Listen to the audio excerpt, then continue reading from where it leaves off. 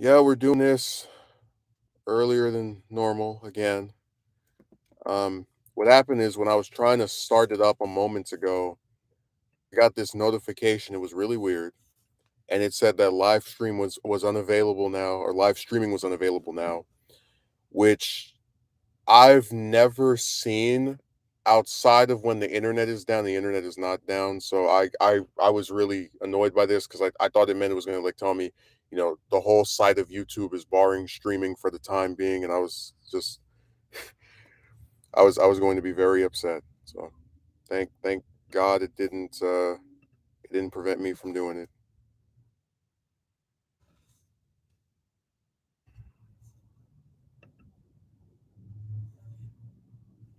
Let me see here. And I'm gonna modify the settings.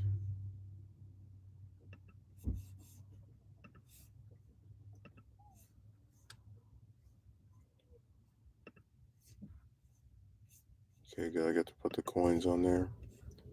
No, that was really obnoxious. Anytime you have to sit there and think that you're about to start streaming, and it's like, got you. Thought you were gonna be able to stream. I don't think so. That's always a pain in the backside.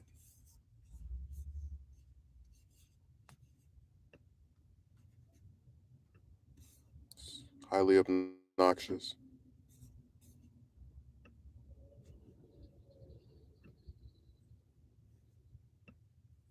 I didn't even realize I had so much stuff open. Wow.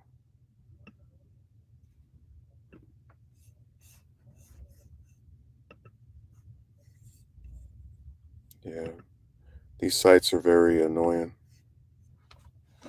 So I mentioned that there was a job I was trying to get, and I wasn't really excited for it in the first place because I don't get excited for part-time jobs because there's like no illusion of even being able to take care of yourself by working for their crap for whatever period of time there might be in place. But anyways, I was getting ready to take it. The lady I spoke to sends me like 7 pages of some form to fill out. I'm thinking, okay, I fill these pages, I can start. That's the way that she pitches it. You fill this stuff out, you can start in a week. I fill all the crap out. I get sent even more stuff, and then there's like a guy that wants me to do this, and they have some desire to see my high school diploma, which is highly irregular because no other job I've had up to this point has wanted me to show them it or to send them a picture of it or whatever. Yeah, they can just, I've said before that it's been well established. They don't believe I went to that school. They can just call up the institution, which is still in service, and have the place confirm for them that I went there. So just a really weird thing. But anyways, um, they said, okay, well, if you don't have the diploma, you can get the transcripts. I called the place about the transcripts. They want me to call somewhere else and get them. It's just a whole, as I've said before, dragged out process. And the thing is, and I've said this before, were this a 40-hour a week job, as obnoxious as it is that we have to sit here and keep doing this whole, back and forth thing of okay, I'll get this and then get that and I still would be more open to like playing this very dumb game of getting all these documents and having all this stuff that they want. But considering that it's just going to be maybe 4 to 6 hours, probably 4 days of the week, it's just whatever to me. Like I don't really care anymore. Because like I said, either way, I won't be able to take care of myself, so it doesn't matter. The only regret I have is I wish I hadn't have mentioned it to that infamous relative that was fine with me not being, having a place to live for 3 weeks because now they've been like bringing it up and asking me about it, and I'm just kind of rolling my eyes each time it gets discussed or addressed. So that's the only thing I kind of am kicking myself about. Like I wish I hadn't even mentioned it. But then again, I mean, when I said something about it, I didn't know they were going to try to seek out a damn diploma, and then you call the place and they want you to call somewhere else, and then you try to fill the stuff out on Wednesday, and then their site is talking about you need to have an ID number, and then the guy is acting like he doesn't know what you're talking about. It's just a really obnoxious thing that goes back to my earlier points about why I really despise a lot of these employers, and just like the process to start working somewhere is it's almost of a nightmarish quality. Like it's not even something I would quantify as being worth it. That's the way to put it. I wouldn't even say um I don't know. I feel like there's when a job is giving you part-time hours and it's this hard to get it with regard to like all the stuff you have to do just to start working there. I'm not I don't even like I said my interest wanes and wanes with each passing day. It truly does.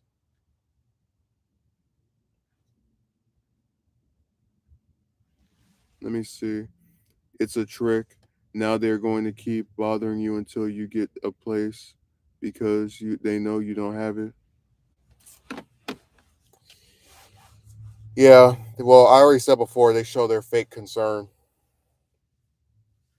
Oh, how's this going? Did you get the position yet? Did you hear back from the place?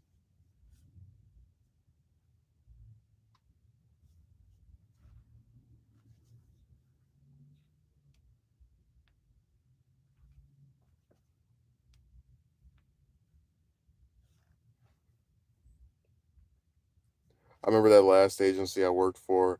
I had a like a disposition where because I said before all these jobs to me are just temporary. Like no matter what types of crap they say about like oh welcome to the team and you're doing so I always know that there's like a foot on my neck as far as like how just waiting for me to do something that they don't like all the way and just throw you out like a piece of garbage.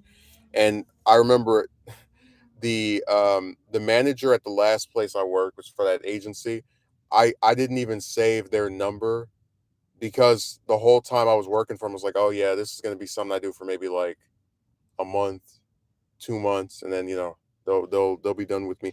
And that's kind of what happened. I mean, the place I worked for I think it was 7 or 8 weeks. They wouldn't hire me on permanently. So I was out of a position for like the last 2 or 3 weeks of last year. And then that same place, they wanted to bring me back, but only for a week. And it was so like mind-boggling that even the my manager was like, "Hey, why not just hire the person on permanently? If you like them enough to bring them back for a week, why can't you just hire them as an employee?" Because that's why I told you that employers they do some really weird stuff, and sometimes it really doesn't matter how good at the job you think you are or how good at the job they say you are. If they want to get rid of you, they will. If they don't want to keep you on permanently, they won't. That's just the reality of the situation. I mean, it's really sad. Like I'm not even trying to make myself sound like some kind of martyr, but this is just what they do. If you don't fit into whatever little bubble box that they have for themselves, they will throw you out, and they'll throw you out amid all the compliments and praises because it doesn't mean anything. We established that it's all just there for show, for theatrics.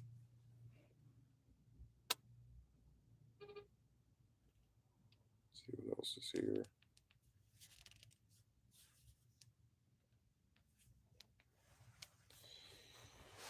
Oh God.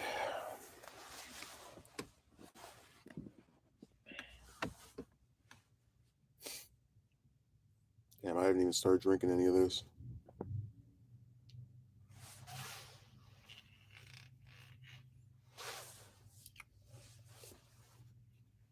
I guess we could talk about the movie now.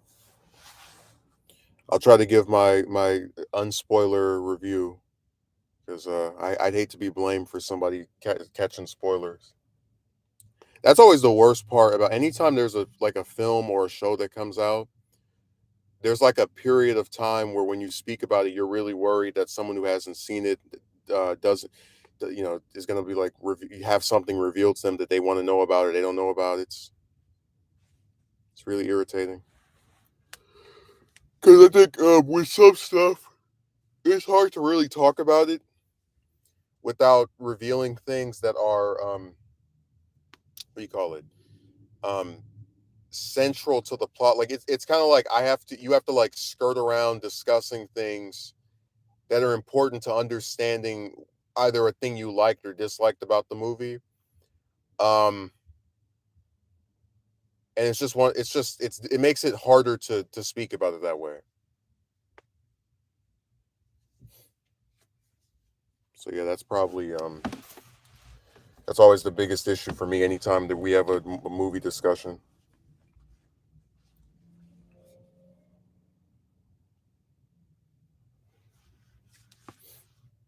It's my biggest fear. I'm gonna have somebody come in the comment section. I came here to hear you talk about this, and you spoke about that, and now the movie is ruined. Like I can already picture it. Even though my whole thing is, you know, like I said, the internet. I don't even know why anybody would be on here if they're trying to not see spoilers. Like as we speak, people are uploading clips of the film. Like they're taking their phones and sticking it in front of the damn screen at the theater. they're like they're like this, they stick it there and what do you call it? Like what I'm talking about. It's funny to me that like they'll people would complain about me talking about the movie, but like they're fine with people putting up clips from the movie with very spoilerish titles. Man, those double standards, they never go away.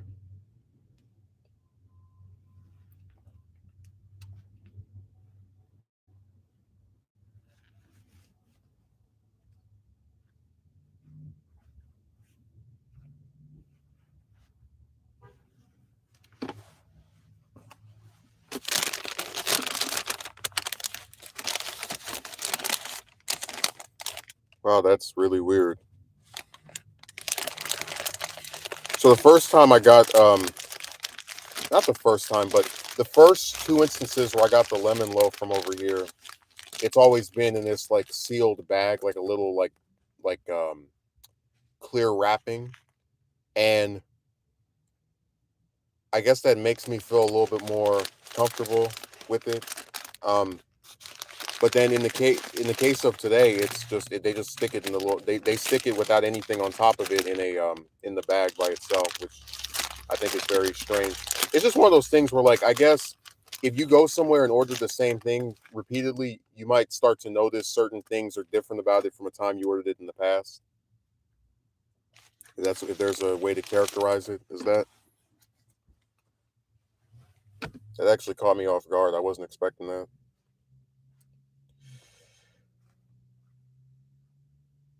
Mm. Let me see. Are we having any technical issues? Nope. That's always my biggest concern with these. I can't even say with these places because my place does the same thing. Where you'll think you're streaming and it's working fine, and all of a sudden, like I'm having some kind of like PTSD to that one Saturday where I was streaming and then like usually it says, oh, connection's unstable, whatever, and in that instance it just kept like going without me having any idea that it wasn't working or had like frozen or broke. It was weird. But that's why I said streams are they're interesting in terms of just how much can go wrong during them. Like I said, I'll never forget the one guy that was like, "Can you actually talk about what's in the title of this?" It's like, dude, if I upload a video, the title comes from knowing what was in the video. Whereas if I do a stream, I can't say for certain I'm going to talk about this one thing for an hour, 2 hours, 3 hours. So whatever. People they'll complain about anything.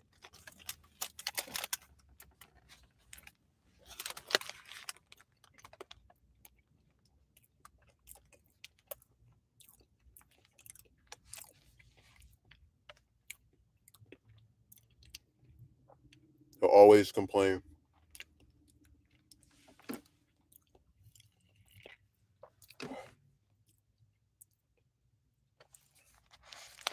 Because my thing is, I've never like I'm just so used to people doing these hours long streams. I just expect like, okay, at some point they're gonna talk about this, that, or the other. I was actually watching another channel that I've kind of fallen out of favor with. They have 100. I think it's 183,000 subs. It's like 180,000 subs around. Closer to 180,000, 190,000. But it was interesting because when they were talking, They had all these super chats rolling in, and again, like what's so interesting about streams is that I said before, channels that get bigger still don't have streams that are that large, in the sense of like it wouldn't be impossible for them to, like, if they don't read every comment, at least acknowledge people that are writing stuff. But man, when these channels get a few hundred people watching, not even like 1,000, right? Just like a few hundred people watching, they get real antsy about like, I will only read comments where someone donates. I think that's the tackiest thing. And again, it's not even like the really big ones. It's the ones that like they'll do a stream and they'll get a few hundred people watching and they'll just go, okay, well, no more non super chat comments.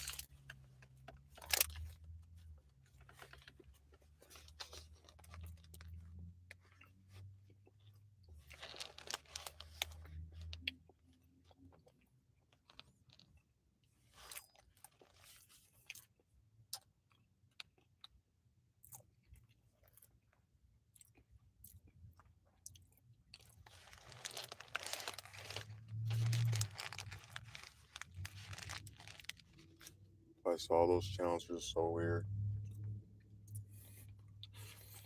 Watching that stream and just seeing them. You know, it's so funny. I've had people mock me. It doesn't happen that often anymore, but like I've had people mock me for view counts. They're like, well, they do it mostly with streams. Like, you only have 2 people watching. You only have 3 people watching. I was like, listen, I'm a channel with 2,000 subs. So if I have 7, 10 people watching, it doesn't, that's good for me. You know, I don't, that doesn't bother me. But so it's like, if I get 100 views on average on a stream, which is, whatever, like I'm fine with it. But like 200 would be about, I'd say 10% of my subs, if we're just going off the 2,000 number by itself. So what do you say about a channel that has 180,000 subs and their streams can't even crack, more often than not, 3,000 views? That means they're getting a way smaller percentage of their actual sub count regularly watching their stuff. But see, nobody talks about it that way, because like, who would make fun of somebody for getting 2,000 views? You know, like when have you ever heard that be it'd be a thing somebody insults someone over?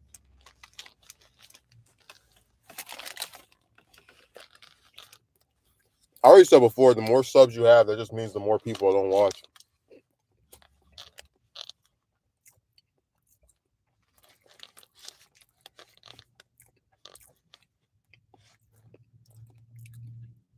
It's like, ooh, look at me and all my subs that don't even tune into my channel damn near at all.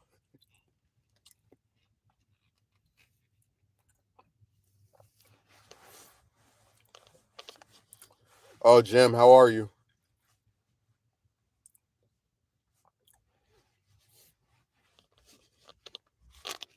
I know you've been working really hard on the Nikki Haley presidential campaign. You've been giving her campaign blood, sweat, and tears.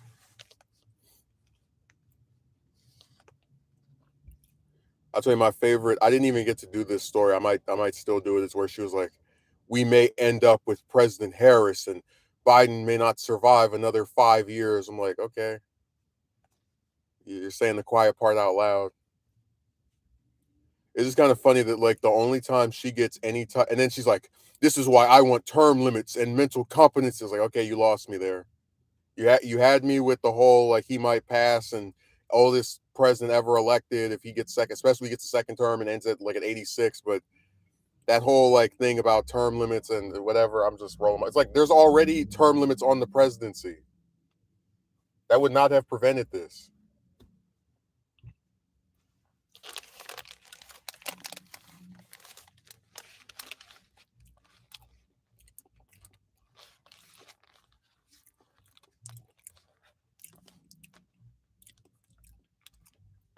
No, she took the kick me sign off our backs.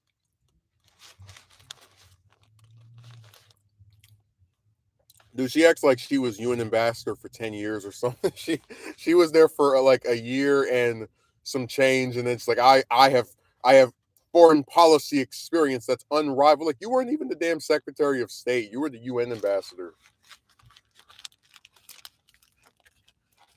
Because remember how the Secretary of State usually is the the one that runs for president, or at least that was a common thing. So like Jefferson, Madison, Monroe, they were all secretaries of state before they became president. Um, but you get my point that like it's really weird to have the UN ambassador be like, all right, well now that I've been in this position where I am around 100 something countries for a year, it's time to govern the whole nation.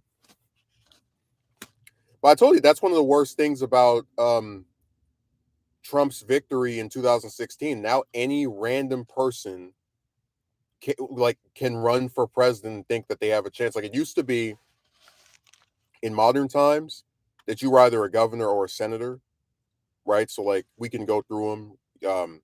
Obama was a senator, Bush was a governor. Same thing with Clinton. The older Bush was VP and had a whole bunch of other positions before that. Well, yeah, I mean, look, Trump had name recognition like nobody else. He'd been famous for over 30 years. But I'm saying that because of him winning as someone who'd never held any elected office or military position before, now any random person just gets off their couch and is like, all right, I guess I can run now.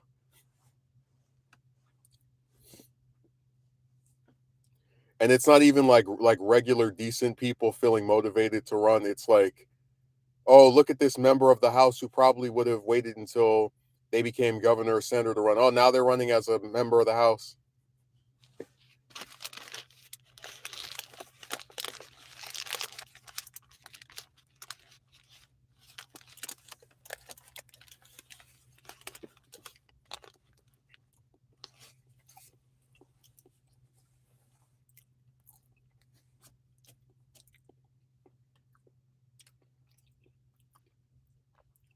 Trump problem was mouth and this awful advisors. Yeah, but he put himself around those people. He was like, "Hello, John Bolton. How are you?"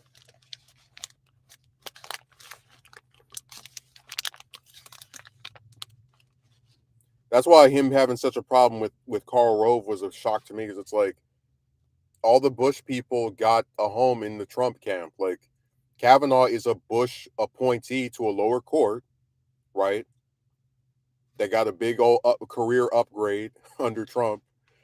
Um, I mean, hell, like again, Bolton, the previous UN ambassador, then became uh, his national security advisor. Like I don't even know how anybody looks at him as like this is real change. Like all the same old ghouls show right back up.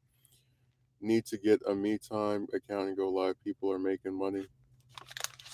Well, you should already know at this point that I'm not in this for the money.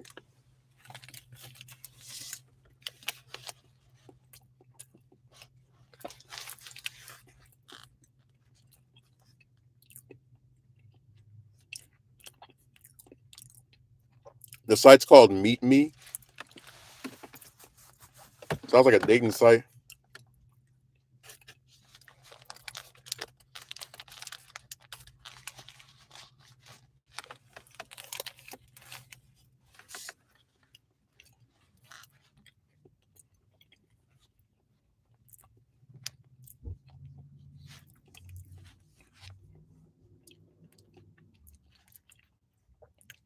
I don't know these other sites. All they talk about are relationships.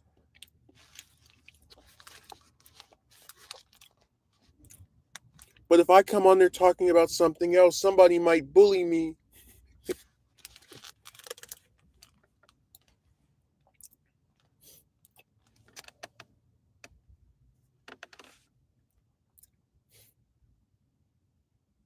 Then you kick them. Man, I remember for a while I was thinking about doing Twitch, and then I learned all the rules they have about you can't have this word in your chat, and you have to make sure that nobody writes this. And I'm just like, Jesus, you know. Well, I'll look into it, Jam.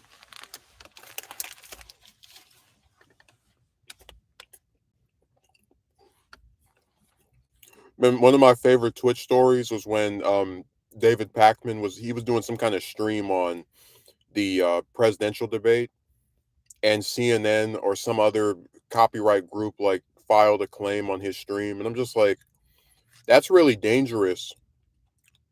Where you do a stream showing a presidential debate, really just a debate of any candidates for any office, and that's like copyrighted.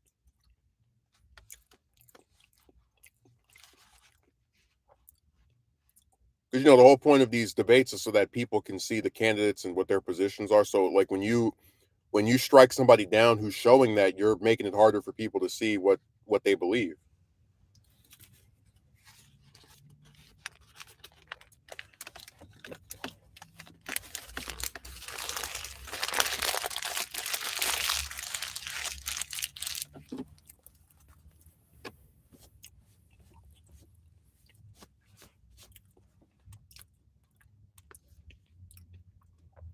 Just like how you are streaming now, people can get in the box and debate you.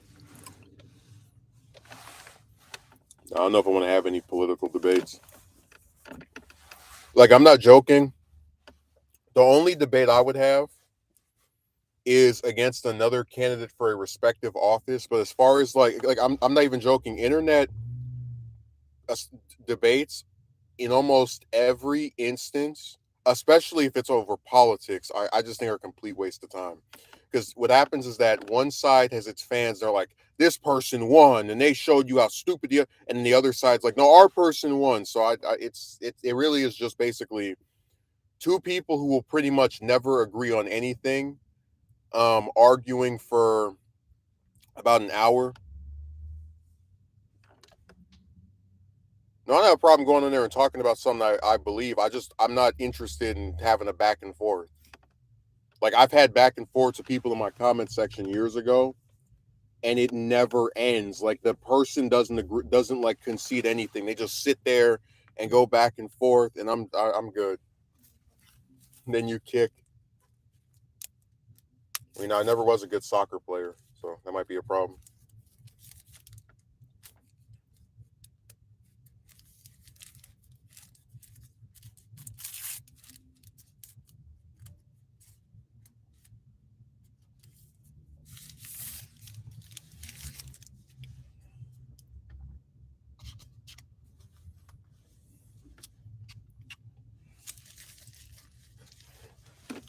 I don't think my kick will be strong enough. They might come back on an alt. I have a friend talks about relationships, and she made 145K from gifts.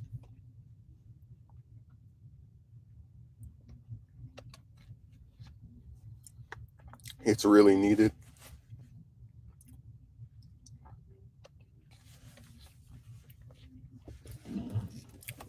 Now you want to talk about some nonsense, man? I'm trying really hard to do this this campaign thing. It's not easy. Like I swear to you, Jim, that my biggest fear is just going, okay, well I know this, I know that, or the other, and then trying to run, and then you like accidentally, and it would be an accident, but they of course they in the court of law they wouldn't care. You accidentally do something that is like not legal, like let's say they're like, oh, you can't campaign in this type of area, or a candidate can't drive people to voting places or get people registered to vote. That's the type of stuff I'm worried about. Because seriously, like they don't make getting involved in this stuff easy. It's an extremely tedious process, um, where you're just kind of left to figure things out on your own, and then the few times you get like a little bit of some counsel, they're not very helpful. Like I told you, that experience I had with the Secretary of State's office made me not never want to call there again. And again, it's like all that happened was they kept referring me to different numbers, and then the lady that was working there got like a really bad attitude because she thought I was trying to say that she was transferring me to a number that didn't, which I mean that's what they were doing. They were all doing that. But it's just it's hard on purpose to keep the poor man out.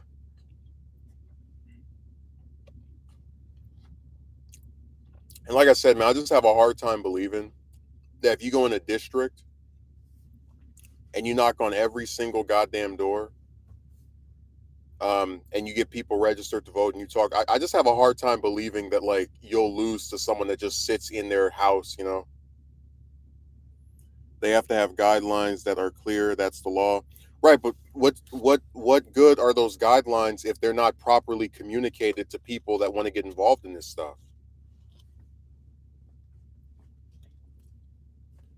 So if I say, hey, Jim, I know you want to run for the house, uh, and then I just go, okay, you want me to tell you about what laws are available? Okay, let me transfer you this number, and then you ask, hey, can somebody tell me what I'm supposed to do? Oh, let me transfer you this number. It's like any normal person would get sick of that. Well, yeah, because remember, if you accidentally break a law or don't do something the way that it's supposed to be done, they're not going to care. They're just going to fine you or try to put you in jail. I mean, this is how this stuff works. Just like I was trying to figure out how to set up a damn campaign bank account. Um, that's why I called I think it was the FEC, the Federal Elections Commission. It's like last year.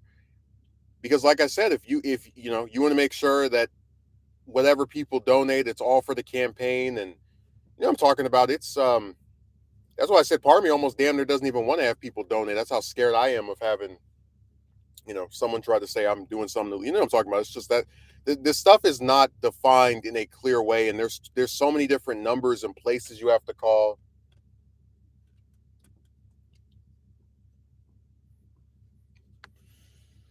So it's just not easy, unfortunately. Like running in and of itself is already bad. I'm pretty sure personally canvassing is legal. Right, but I'm saying that I've seen it to where there are certain places where you can't campaign. I remember Clinton, the former president, not Hillary. I think he got in trouble over campaigning within a certain number of feet from a polling place. So that's what I'm saying about how I want to know for sure, is it illegal to elicit or solicit votes or speak to voters within, what I'm talking about. It's just this stuff needs to be defined. And the only thing I think I'm gonna do this week is probably again try to call the local Secretary of State and see if I can get some more clear answers. And hopefully they won't keep sending me all these goddamn referral numbers, which is really annoying.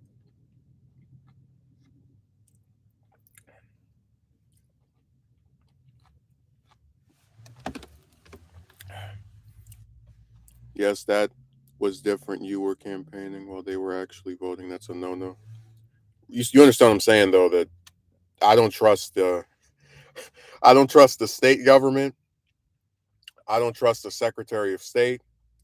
I don't trust any of these people to give me a damn break. If I do something that breaks the law and it's obvious that I didn't know that it was even against the law or that it wasn't, on purpose, whatever, they don't care.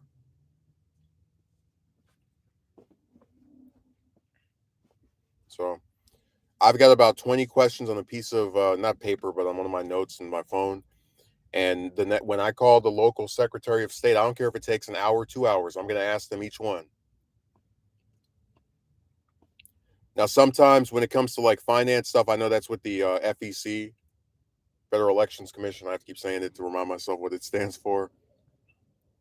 But for the other group, it's just not easy, man. This stuff is, like you said, it's hard on purpose. It really is.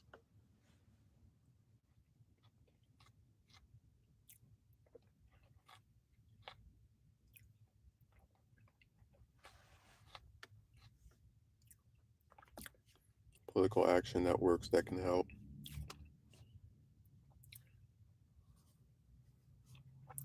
Yeah, I'm surprised I don't run with the Democratic Socialist of America, or the DSA rather.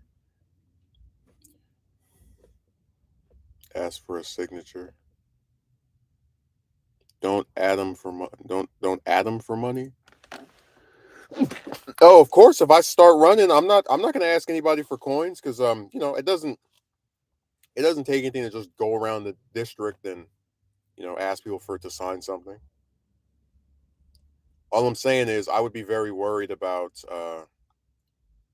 this stuff because it's a really slippery slope.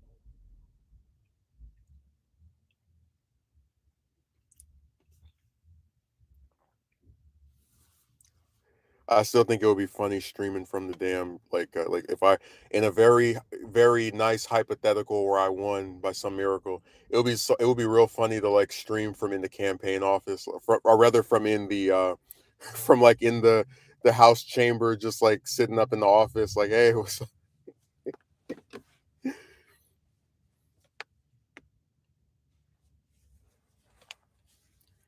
I used to think members of Congress were so busy, and then Cruz started that podcast. I'm like, yeah, that's how you know they're not doing anything up there. Like,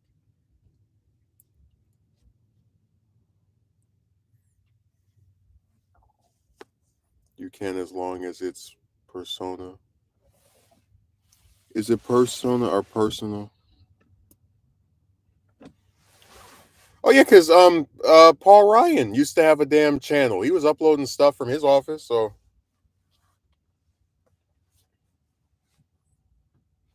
I actually don't think Congress has any rules about social media usage. And the reason I say that one is because the rules for Congress were written 200 years ago.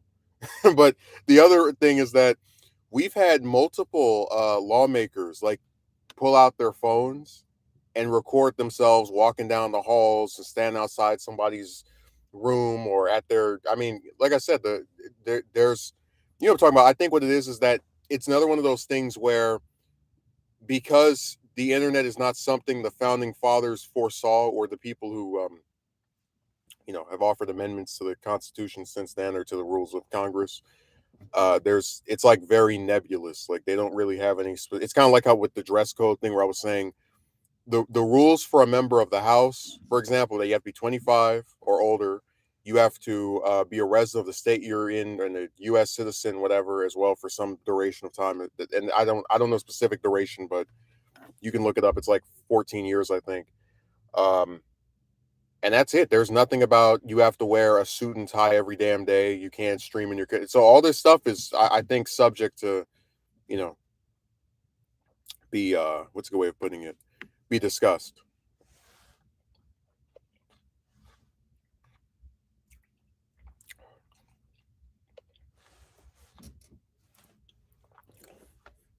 Can't stream from the chamber.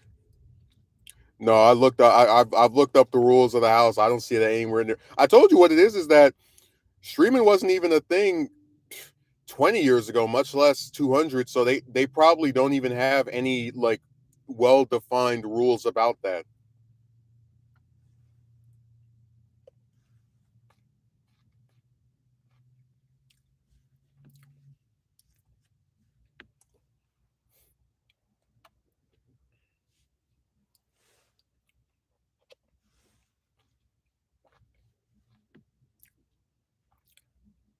I don't think they'd be able to actually punish me.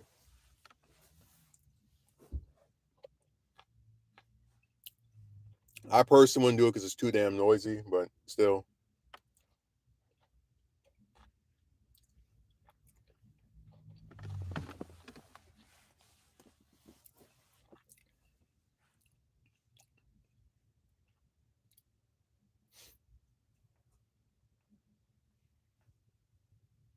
I wouldn't even bother with these people.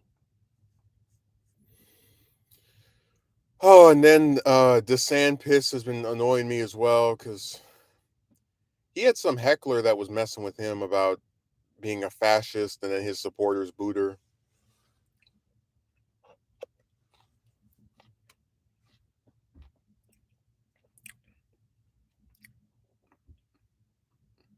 They've really been hyping that guy up.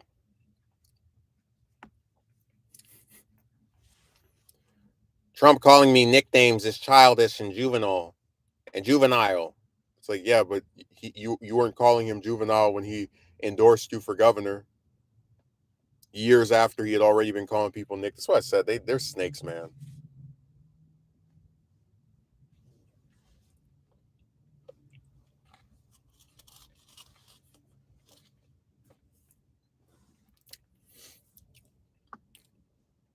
I like how he keeps saying that they have all these substantive differences. Like, yeah, then tell me what they are. Like, I don't care for heckler. People need to vote, not heckle. Oh no, I've never supported going to some candidate's rally or speech and trying to like make a scene and be argumentative and I'm not a fan of that either. I'm just saying it's always interesting when these people are given a chance to discuss what they believe in and they you don't really see it. Like with DeSantis, it's always woke, woke, woke, woke, woke, woke, woke, woke, woke, woke, woke, woke, woke, woke, woke, woke. Like, shut up. How many times do you say the same damn word, you know? Empty head. Well, like I said, I don't know anyone that in like actually says any substantive thing that he's done that they're excited for. Oh, he led against the policies of the pandemic. The pandemic is over. So, it's weird, man. So I said I really hope that he loses that primary and then he serves out the rest of his little stupid term as governor of Florida and then we never hear from him again. He fought back against the draconian policies of Anthony Fauci. Dude, he has one of the worst voices out of anybody. Like it's like nails on a chalkboard.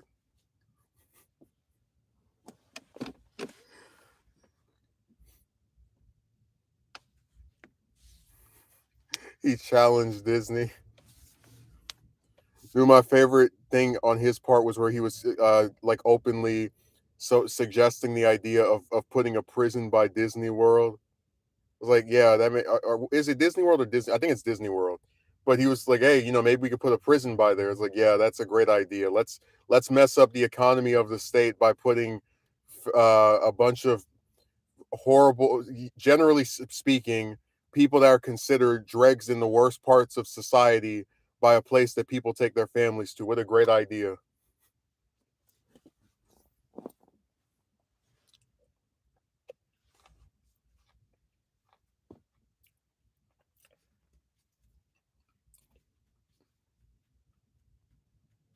And if something happens, he will be held responsible.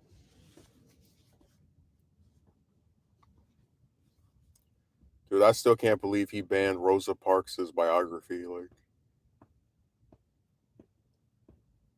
I want you to think about this. When conservatives get banned on YouTube and Twitter and all these other places, they say that it's censorship. They're trying to take away our freedom of speech, whatever. My free speech. But then when they ban books, they're not taking away free speech. They're not censoring.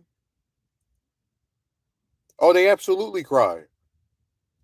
Dude, I remember the video of Alex Jones putting that damn donkey hat on his head and screaming like a maniac after I think it was after YouTube took him off or there was some site that got rid of him where he just went like lost it.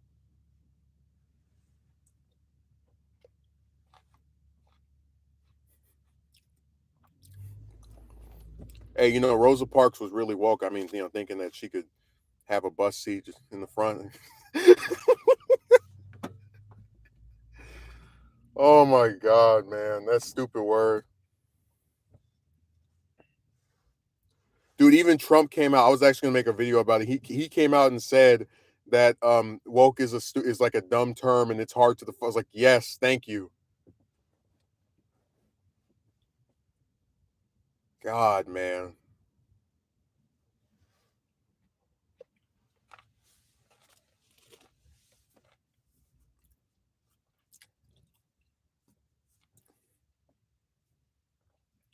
Dude, I wouldn't you know what? If King wasn't so revered like by all the different politicians nowadays, I wouldn't be surprised if he tried if DeSantis or the other, I guess the Florida legislator, if they tried to ban books on King too. Because Parks figures pretty heavily in a lot of King biographies. Like I know she's in the first part of the Taylor Branch trilogy. Um God, this guy.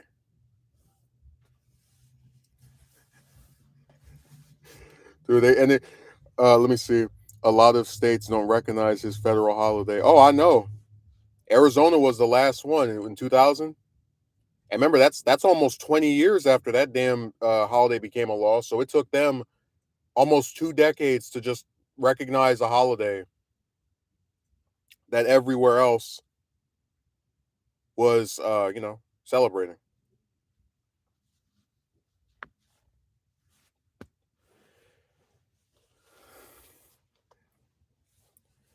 And people always forget that McCain voted against it. He was like, "I was wrong." Man, I'm telling you, some of the most interesting footage I've ever watched is from the early '80s, centering around the like debate on that holiday because you tell that's not racially motivated. My favorite thing is like again the discussions about it.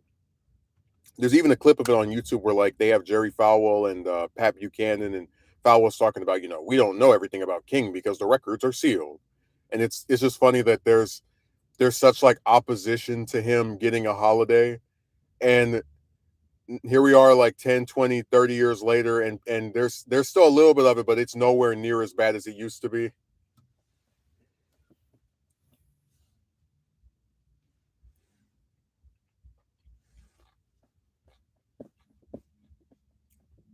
I told you, like, the discourse around King is so interesting because it just shows you how you can take a public figure, and because the public is so damn ignorant, you can like mold them in a certain way, right? Because people aren't going to read books. People are a lot of times not going to watch a documentary. So like you can take certain information and just move it to the side. Like with King, they always mention, oh, he wanted protest with civil disobedience and for everyone to get along regardless of their race. But then they never mention like, hey, he was harassed by the FBI for the last half decade of his life, or the damn opposition to Vietnam. Because again, any anti-war stuff they always try to you know shh about that.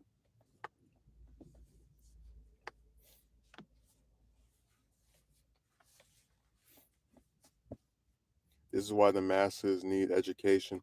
Well, it's hard to educate people who don't care. Like I mentioned before, I had someone who every time I get in the car with them, I'll be like, hey, this thing happened, that thing happened.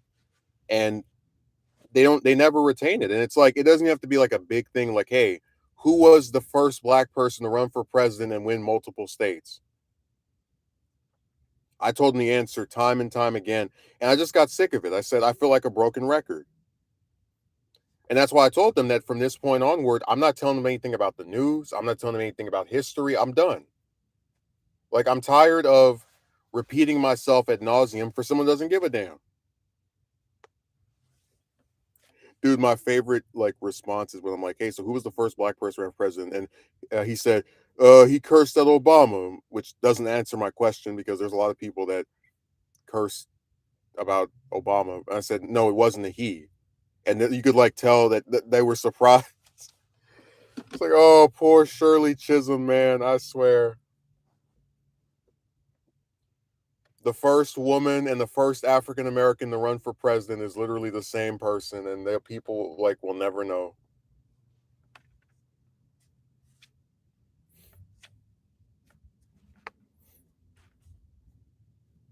But that is my favorite thing where like they expect it to be a man, and I'm like, no, it wasn't a he.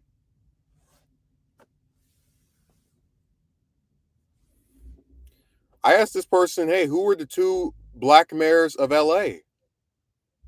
They couldn't tell me the first one, even though they went to a damn memorial for him. And then for the second one, they're like, I don't know. It was like, it's not a he. And they're like, oh, I'm like, God, you don't even know the whatever.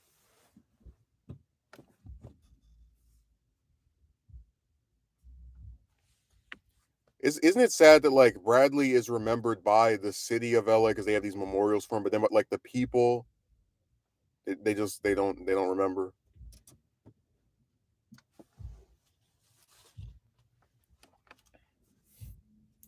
I keep forgetting her. It's not Feinstein. Oh, he didn't know his own senators either or his governor. So even if it was Feinstein, it would have, he still would have been like, I don't know.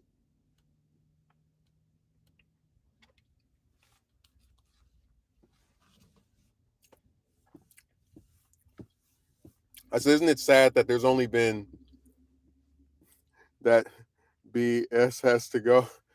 I said, isn't it sad that there's only like, look, I get if someone doesn't know all their like their congressmen, even though I do think they should know at least their own congressmen. I get where someone doesn't know all the like 50 plus congressmen that we have in California, but there's only 2 senators and 1 governor. And it stays the same. I mean, we've had like literally before Boxer retired, we had the same 2 senators for 20 years. So it's not like it changes frequently, you know? Dude, Feinstein's been the senator for California since my parents were in high school. Like, like just think about that, okay? Jesus Christ. And this person doesn't know who that is. They've been the senator all his damn life and he don't know who they are. Also, Isa was there in Congress for King time too. Mm-hmm.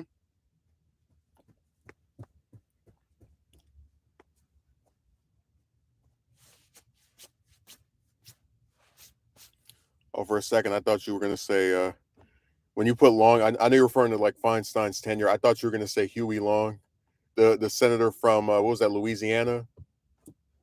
One of only 2 sitting senators to ever be assassinated.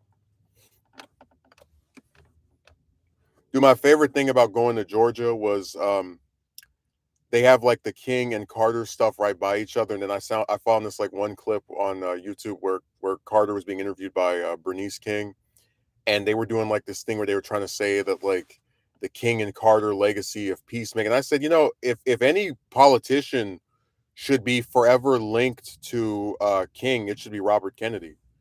They were both assassinated the same year within a few months of each other. I mean, it's really, if anyone should have that like eternal, you can't discuss one without the other thing going on. It should be those two.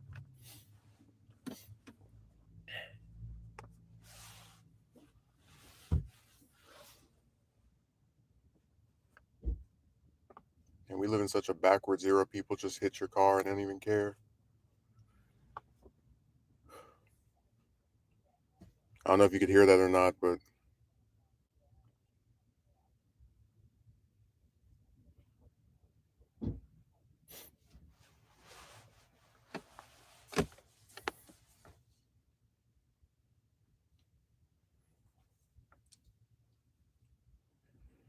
God, that's just so irritating, man. That just shows you we live in a very backwards era. Somebody can hit your car and they'll just be like, whatever. Oh well. Just keep moving. Because my thing is, and it's just the way I am, I always feel bad if I'm in a position where I'm like forced to, like what just to give you an example. I went to a hospital um on Monday of this week, not excuse me, on Sunday of this week, last day of the weekend. And when I went there, I parked all the way at the end of the street, and I left enough space that somebody could park in front of me, and that the person that was behind me, they could just zip out. They could just get in their car and just zap right through. Right. I get the what do you call it? Oh, let's see if this guy does it again.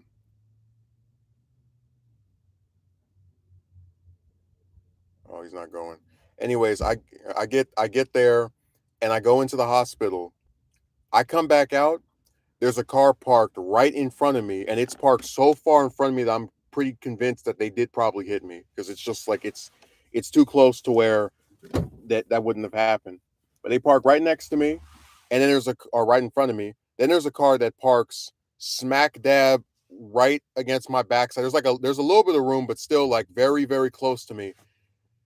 And the guy, as I'm coming over there, is still in the car, and I'm like, "Oh my god!"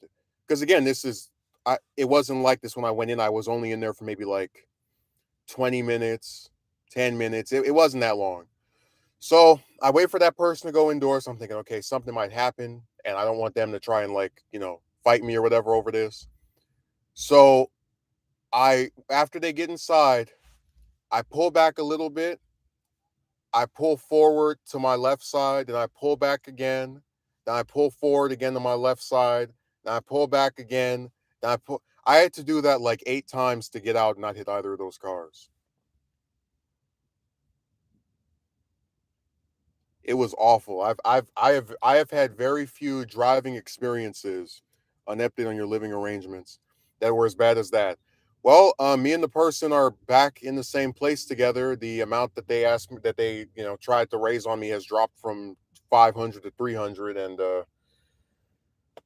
don't think I'll be there for that much longer. Probably like 2 months, and then I'll have something else lined up because the amount they want me to pay, I think, is really absurd, especially for an unemployed person. But they don't care.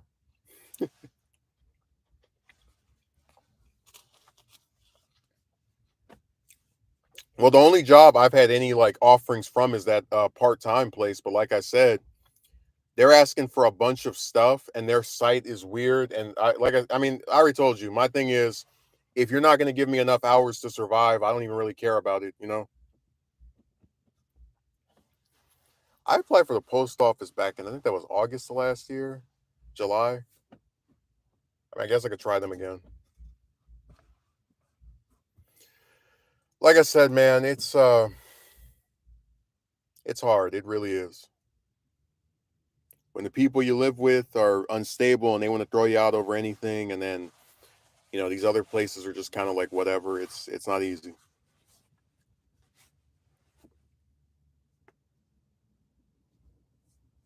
Go in and talk to the site supervisor. No, I did speak to the I mean, they have one employee that's like, I guess, call himself assisting me with things. I told them, hey, your site has this weird thing. Oh no, just click. So they're not really even being that receptive. Again, if this were a full-time job, I'd be a lot more aggressive with trying to get it. But since it's not, I'm not. I'm just not excited. I'm not going as hard as I could.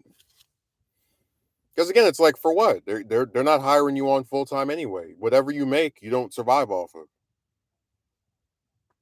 Oh, the site supervisor at the post office. All right. Oh, I tell you, that person just pulled up and they hit me and they were like, whatever, just keep it going. People are really like ballsy. Like I couldn't imagine because my thing is I'm understanding when it comes to certain stuff, like what the scenario I just told you about where you park somewhere and then you come back and there's two cars parked up on you. But it's like you pulled up here because you don't want to park a little bit further down and just and hit me on the side and with your door hand opening or whatever, and then just kept on going like whatever. Oh well, who cares?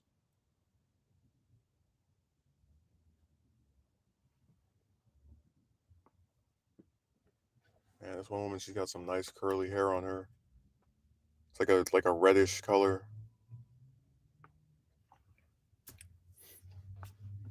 Sounds like LA. No, they do this across the whole damn state. I remember that time I went to San Diego and there was a who there was some guy that like they were on the freeway and there was a person that threw out, I think it was a bag, and it landed right on the side, like the left or right mirror of the person that was driving me their car. Like it was like the bag got caught on there. It's like I've never seen somebody try to litter on the freeway before.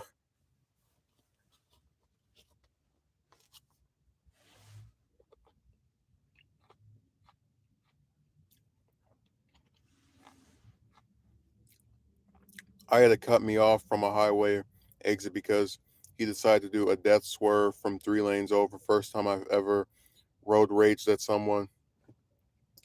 I'm telling you, I'm the most timid person on the road. I barely honk my horn. I I don't even give these people direct eye contact. You don't know what could happen when you try to show some aggression. I mean, there's a lot of stuff that does piss me off, like when people don't signal when they want to turn into your lane, or when I'm about to speed up to you know, move forward and then somebody turns really quickly and I'm like, damn, you could have caused us to crash. Oh yeah. And that's why I was telling my friend, I don't know if you heard this story, Jim, but I there's like a recurring story I tell of, like, I have this friend who I was driving them to their job, and they put out their middle finger at the person that was in like behind us, I guess because they wouldn't let us over. And I said, "Don't ever do that while you are driving with me again." And they tried to say, "Oh, it's no big deal." It's like, no, you don't. And once they saw how serious I was, they relented on it. But it's that thing of like, you don't know what people have, you don't know what's in their head when they see something that sets them off. And like I said, if they pull out their pistol and start shooting, they're not going to say, "Oh, let me not kill the driver too." They're going to aim for both.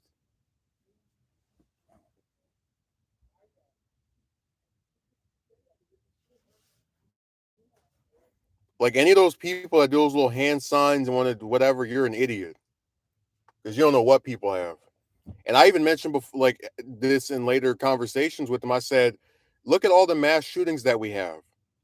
Because they were like, "Oh, they're not going to shoot me over putting out my face." Like, look at all the mass shootings that we have. Innocent people, people that the gunmen a lot of times never even met, because they're in the wrong place at the wrong time, get killed. They didn't do anything wrong. They didn't do anything to the shooter. So if they can get killed over just being in the wrong place, you can definitely get killed over sticking your middle finger up at somebody from the car. I wish I could find that news story where there was that guy that was driving the car with his, I think it was his bare feet, and the women were laughing at him. He pulled out a gun. All I did was scream, "What the hell's wrong with you?" But you're right that a lot of people out there are quick to anger and itching for a reason to kill someone. Yeah, there was a story about 3 or 4 weeks ago, like during the homeless saga, where somebody got in a road rage incident and shot another person. And you drive by there and you see a whole bunch of police tape. Told you, like, people. This is not the USA anymore. This is the UGA, the United Guns of America. You sit here and you play around enough, you're gonna see so many damn pistols. Dude, it's easier to get a pistol than it is to get a girlfriend. Like that's how that's how backwards it is now.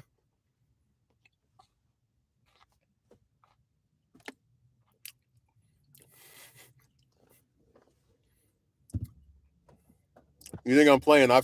Men who've never even been with a woman at any point ever. They have like 10, 15 guns. And that's another thing we never mentioned, that like it's not even like, oh, this person has like a pistol. Some of these people have so many damn guns. It's like they have an arsenal just in their house.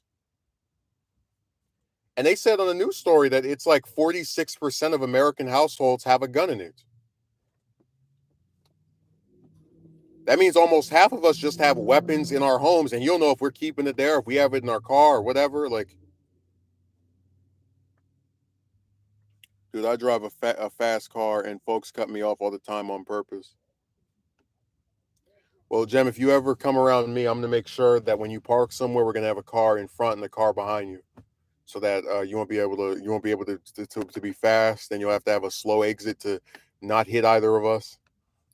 So one of the worst experiences I had was it was during that same that 20 days where I didn't have a place, and I parked on this one street, and I was like, okay, somebody's behind me, but whatever. I was like, and I this woman came out of nowhere. She lived in the house that was like right in front of where I parked, and I guess she had no other park. She parked in the driveway and completely boxed me in. And I'm thinking for a second, okay, maybe she's gonna run in there, get something, and leave. No, just park the car in the driveway, which I thought was illegal, but whatever. I didn't know you could do that, and like that's not a problem. You should have seen the look on my face. I was shocked. I was like, "You're so damn lazy that you can't just park your car further down the street, or hell, even on like because they have it to where you can park it like on the side. You know, what I'm talking about, like a street will have a road in front of it, like the sidewalk in front of it, and then a sidewalk on the side of it. So like she could have parked anywhere around there, but out of just pure laziness, I'm gonna park in a driveway, like in front of a driveway.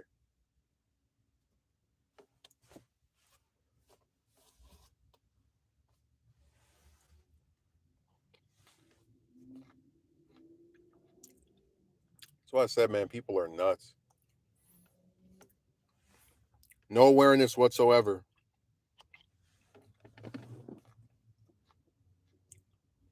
People break the law all the time and do all types of weird, annoying stuff. Like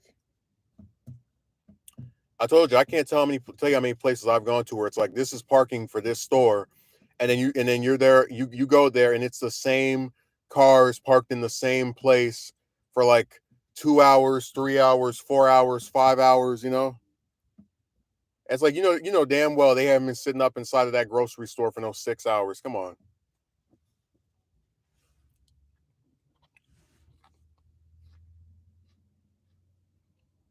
Like I said, they don't care.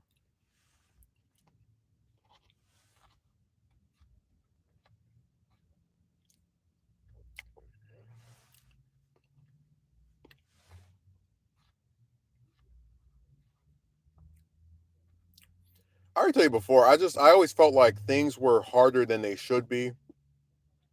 Like, yeah, rent is high, but even if rent wasn't high, it's like if like it still is ridiculous how difficult it is to just get a 40-hour a week job. Like, I always thought that was just the bare minimum. Like, hey, you get a job somewhere. They 9 to 5. No, every one of them wants to do 9 to 1 or 1 to 5 or 4 days a week, 3 days a week. And I'm just like, God damn, can you guys actually, you know what I'm talking about? It's like they really, really want you to have two jobs. And as has been explained in my chat before, they'll just, if you get a second one, all they do is try to sabotage the other one.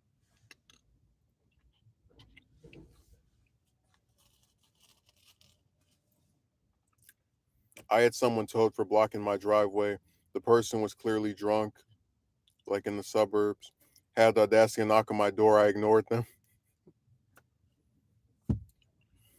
I thought you invite them in for milk and tea and cook for milk and cookies. Because you have those vanilla cookies with with that strawberry milk. You're trying to give them a bellyache so that they could feel the pain, feel your wrath. Roll the window down. It's getting too damn hot out here.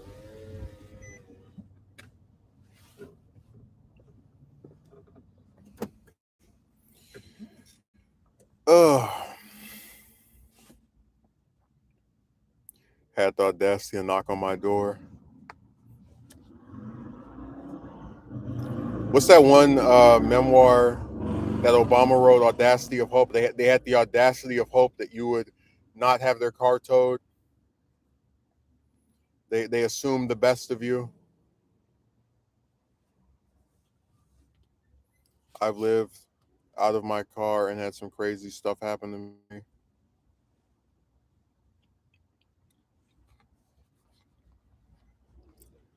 My favorite story from Akatsuki Merchant's Tales is when he was living out of his car and his ex-girlfriend was like, "Come and stay with me, 'cause you're all I need." And he was like, "Nah." She offered him a place, a warm bed, some cold TV dinners, and he just wouldn't take it. I felt so bad for her because she was doing all this stuff to impress him, but he just wasn't receptive.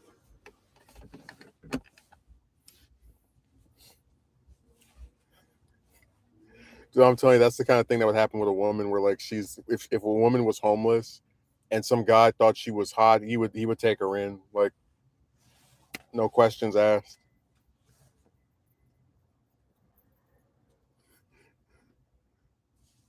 She would have him in an apron. No, she just wanted his hand, and he refused.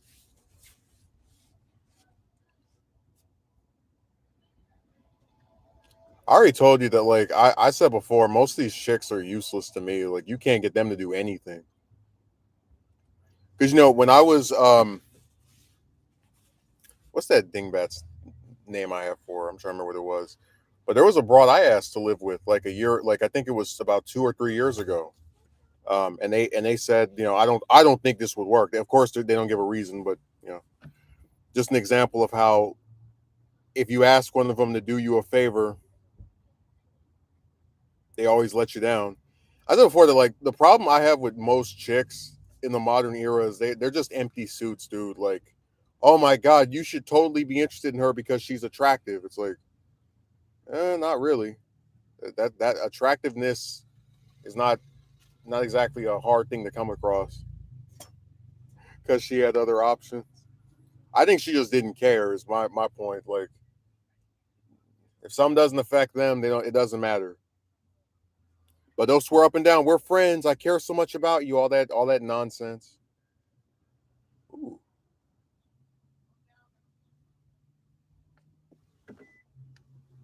damn, this lady came out here.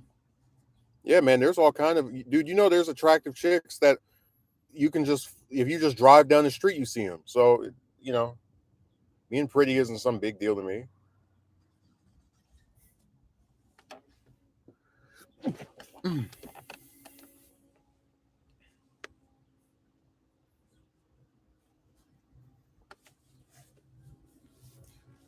One of my favorite gem stories is when he was divorcing his first wife, and he was like, "Look, lady, you popped out my kids.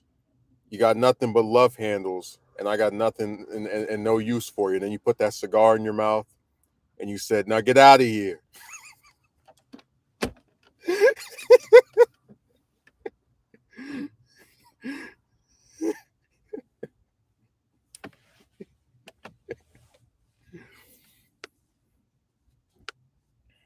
Jim threw her to the side. He disposed of her. I saw one walking home from the mall. I offered her a ride. She said no. That actually happened. No love handles and cigars, though. Oh, I didn't know you had been married.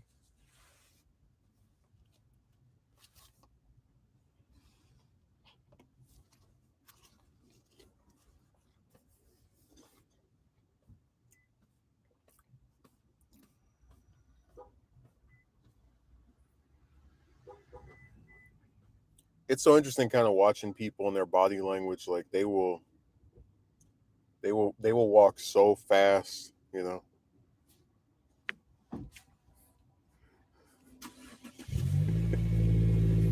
Well, I don't. Well, Jim, aren't you from New Jersey?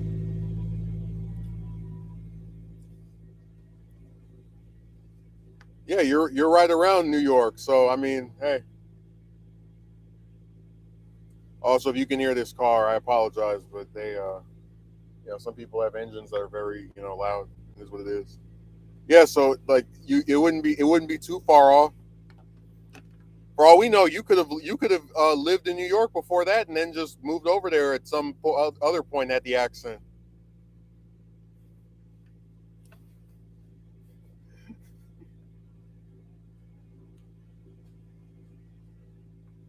A Christian woman who turned out to be a devil. Well, I told you that a lot of these religious people or people that say they're religious, they're not really as into it as they try to make it sound like. Like, they talk a good game, but if you actually like watch the way that they speak to people or treat others, it's the opposite.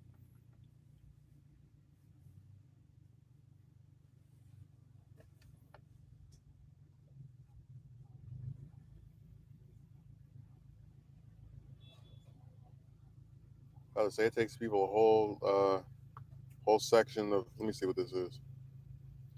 She was awful, did nothing but nag.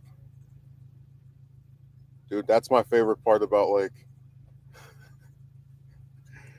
everybody always has that fantasy of being with a woman, or like, oh, it's going to be so great, you're going to live happily ever after, but they never mention, just like the ways that they act, like, oh, I'm upset with you because you did this, and I'm upset with you today because you did that, and why didn't you do this? Just sticking their wagging dragging their finger all around. It's so annoying, man.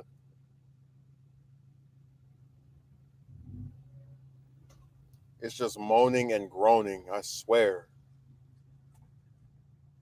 Blah blah blah blah blah blah blah. You know.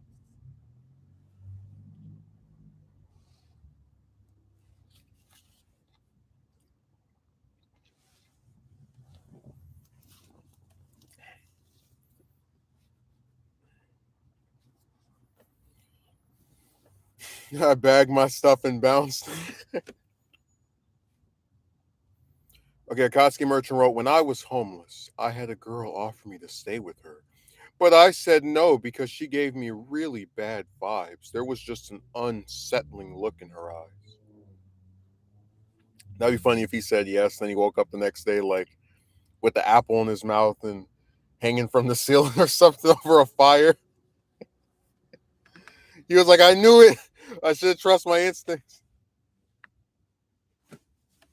Could not take a single day she was going to take him. Remember, you were one of the people that got interviewed when I was, remember when I had the like when news came out that I was trying to get this new job, and Jim, remember you went on TV and you said I hope that the job keeps him. I hope they don't take it from him again. You're trying to warn me. Don't let him take it from you. And then you, like as I'm working there, you just see that giant hand reaching to snatch the job away again.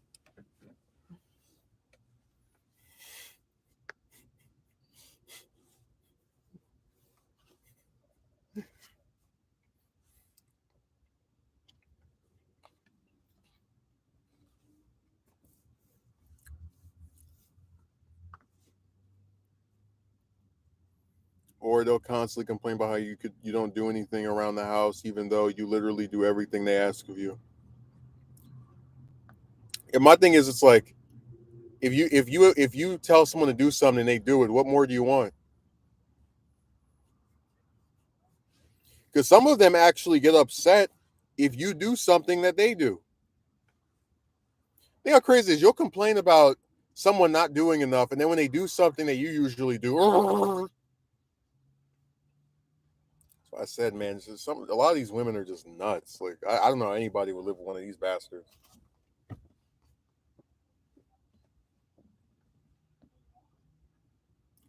The best was you being forced to sell those memberships. What? Or they'll constantly. Oh, okay, I already read it.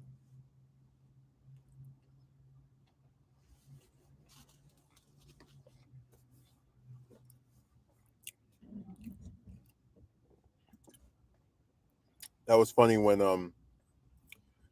Jem was asked what was the difference between waiting for the triangle androids to show up. Oh, the bots.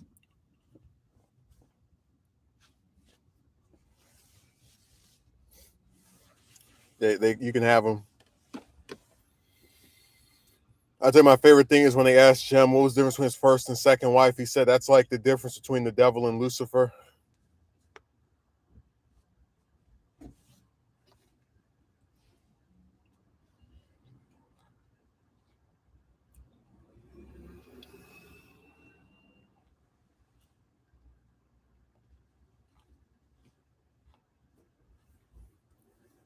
They have a child that is walking around here. I should roll the window down and be like, "Hey, you boy, you want to join my stream?" He's like, "Well, I don't know. I've never been in one before." Oh, I know they don't.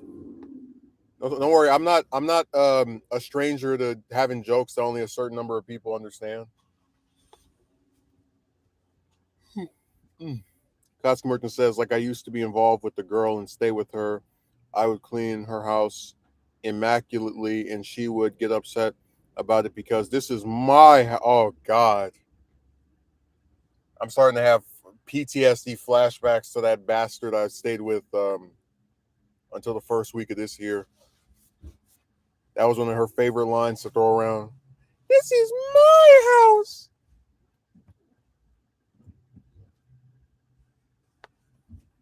The way these bastards tell they own the whole damn street.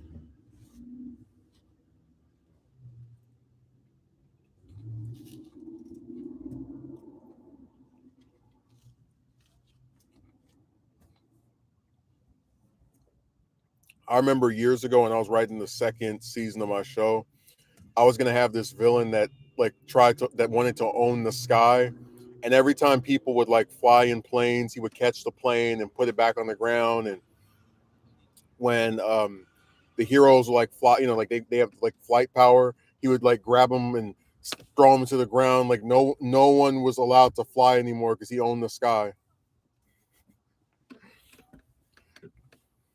That's what they're trying to do. They're like, no one, this is my house. No one can come in here.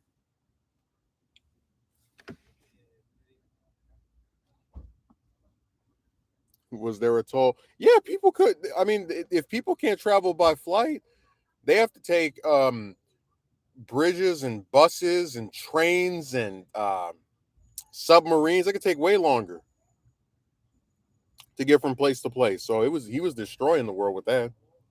Air travel is one of the most common ways of getting around at this point, especially if you're going from state to state or country to country.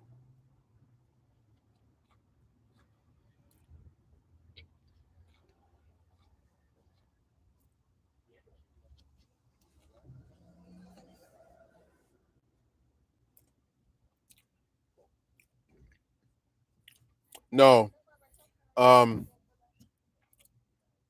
like I didn't get that far into it because it was an idea I abandoned at one point or the other. But it was set up to where he was going to make a profit off of just being allowed to be in the air. So yeah, it was like you get richer by making something that was legal illegal outside of instances where people pay you to do it. And if you paid him $1,000, you could ride on his back.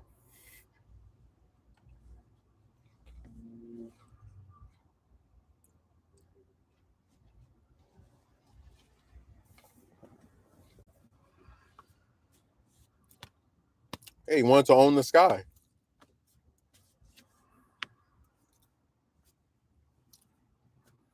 He said, hey, if people can sit here and own the damn land and this building and that building, we can own the air.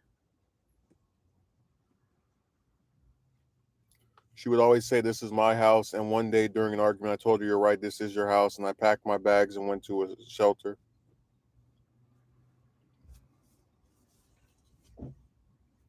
Well, Jim, let me act like like the rest of the internet pricks. You might as well not even try. Don't even bother. It's not going to get anywhere. You're not going to make any money. That's what they do. They all find a way to tell you not to do something. I don't think this is a good idea.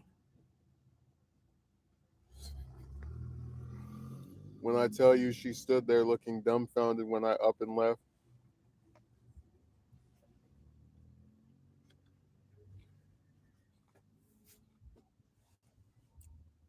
Well, I'm writing it because I love the history. One of my favorite moments from Akatsuki Merchant's saga was when he was dating this one woman, and she would take him to get some ice cream, and they both get like I think it's 2 scoops, and the woman caught on to the fact that outside of asking to get some ice cream with her, he would never call her, and so one day she parked her car in front of the shelter. He came out to get in the car. The door was locked. She rolled down the window and she said, "Now I know that you used me," and just drove off. And he never saw her again. She made her final appearance.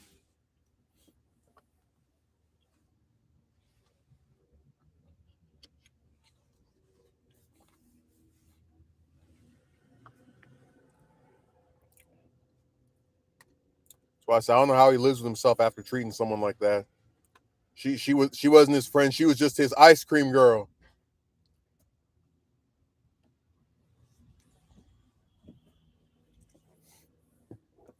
Well, Akatsuki Merchant, you've done some pretty bizarre things. I mean, you had this nice lady that let you live with her, and all only crime she committed was telling you the truth that it was her house. And then you had this other woman that would take you to get some some ice cream, but you would never call her outside that, and she realized that you were just trying to get to the ice cream through her.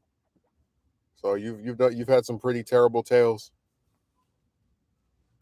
Let her ride off. I'm just imagining like she pulls up and she's got the double scoop cone, and like while she's driving, it's like melting, and you see the car going and like into the sunset with the melting ice cream like dripping out the window. I'm just picturing it.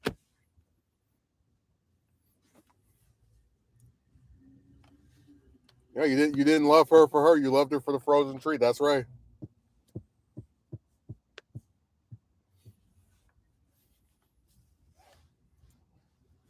She realized the futility of trying to impress you.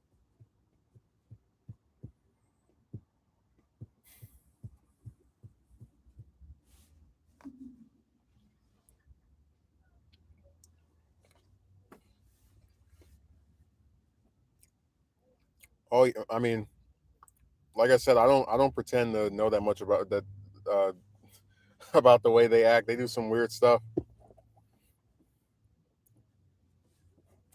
Jem, stop writing such sexist, misogynistic things in the comments section. This is so toxic, and this is why women feel very scared and afraid of men such as you and I. They love doing that. If a woman came in my comment section and said men are clueless, everybody be clapping, yeah, yeah. But then if you write something generalizing about women, it's the end of the world.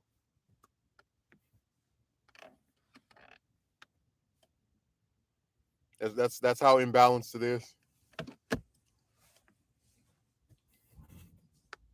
I'm really because I keep forgetting that. So for example, I'm left-handed, so I would drive like with one hand like this, the other one like that. I keep forgetting that like if the woman were right-handed, she would have like the right hand right here, and then the left hand out with the ice cream dripping on the ground outside. She leaves this trail. There's just a lot of double think that women do.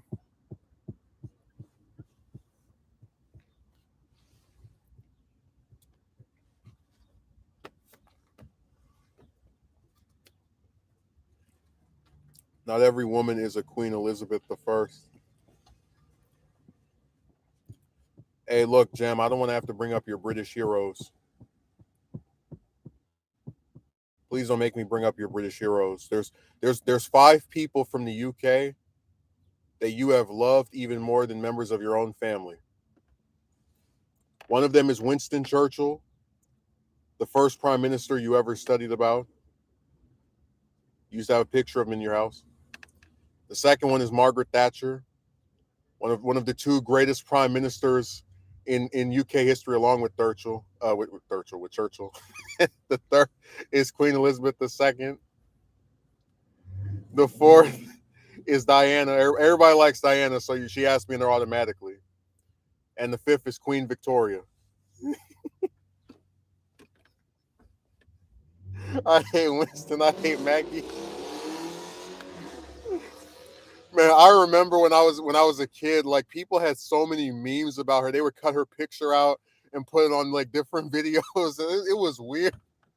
And I was like, who the hell is that woman? And then when she died, I was like, oh, so that's who they've been making fun of all these years. Okay, let me read what Megumi wrote. What are you talking about, Jem? Stop being so toxic towards women. You're being misogynistic towards women. This is why, yeah, we've all heard this before. The amount of women that would be going crazy about any general critiques people give women.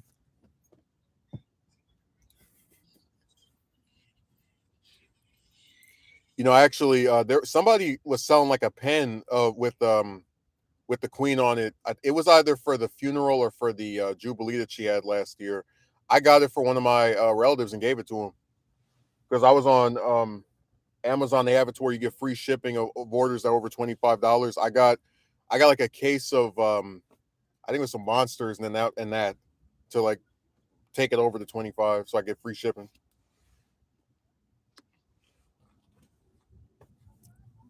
I did not care for Diana. She was actually a good person. She was so good. I did not care for her. Dude, I knew who Diana was when I was a little kid because they would have all of her. People had like video tributes and they would mention her in different stuff. I was like, Jesus.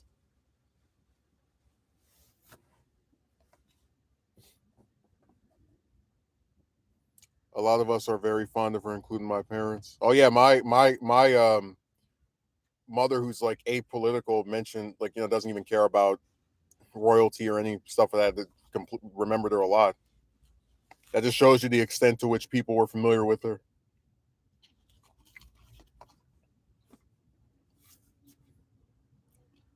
People don't even know who their own damn senators or governor are, but they know the princess from another country.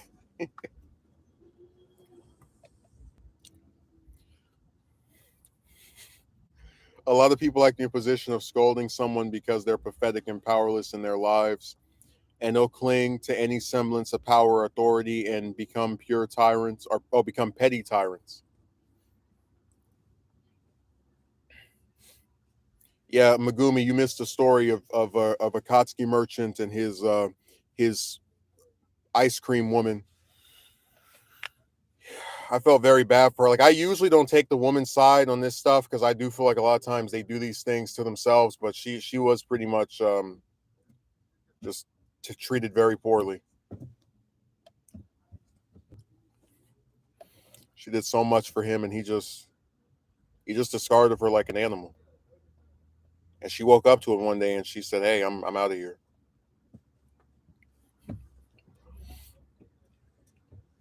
Yeah, Megumi, when Akatsuki merchant was homeless at one point, there was a woman who would drive to the shelter and she would pick him up and they would talk, have a little nice conversation, and she would get him 2 scoop ice cream every time they would go to like out together. And she started picking up on the fact that outside of when he would want to get some 2 scoop ice cream, she wouldn't get called by him. So one day she pulled up to the homeless shelter. She had her window rolled down. He tried to open the door, it was locked. She looked at him and said, "Now I know that you used me," and just drove off with her scoop of ice cream in her left hand with and her right hand on the steering wheel. And she had that ice cream dripping down the street, creating a trail of her as she drove off into the sunset, and he never saw her again. This is a very, very bad man. I don't know how he has any supporters after that. Now, Megumi, wouldn't you feel bad for someone if you know that they're getting taken advantage of? People only want to talk to you because you give them some ice cream.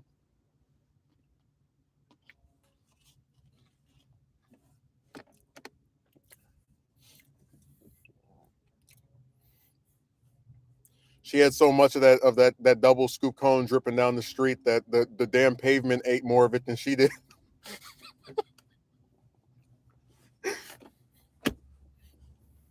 This didn't actually happen, but it's such a parody that I'm running with it.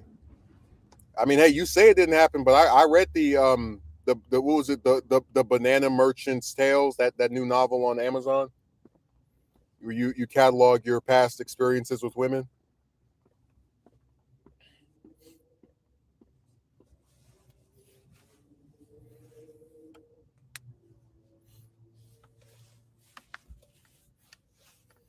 I mean, hey, you got to do what you can do to try even getting a semblance of what you want at the end of the day. Hey, now you have to admit that is pretty screwed up. How would you like if somebody only spoke to you so you could get some double scoops?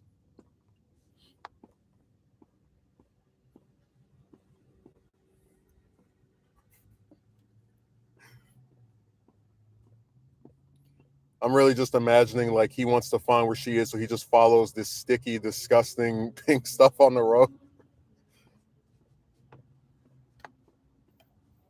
It reminds me of how drama YouTubers will make stuff up about a person they're talking about in order to make them seem bad to their audience.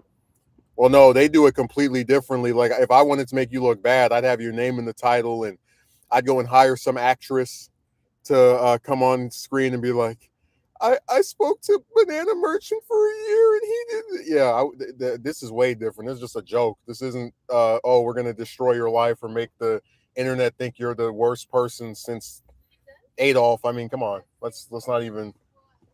Let's not even play. Hey, when the trail ends, he has to go and find her in the yellow pages or on Facebook or something. Go to the SOS.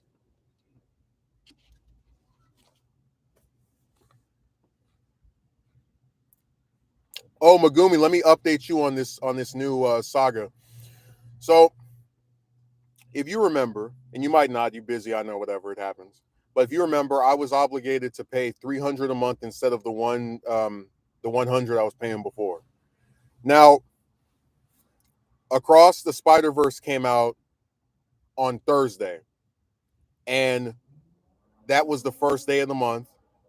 And I wanted to see it, and I wanted to see it without anyone messing with me, bothering me, doing anything of the sort. On May 31st, which was this past Monday, excuse me, this past Tuesday, or was it Wednesday?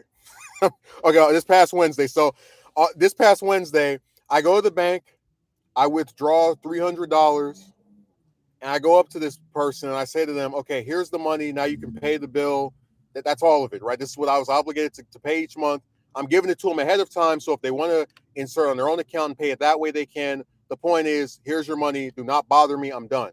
Now, a normal person who gets the money that they want so they can pay their stupid crap will say, okay, thank you. And then that'll be the end of it, right? But since we live in the damn Twilight Zone, the response by this person is, I want you to call the place and pay it yourself. I'm like, what?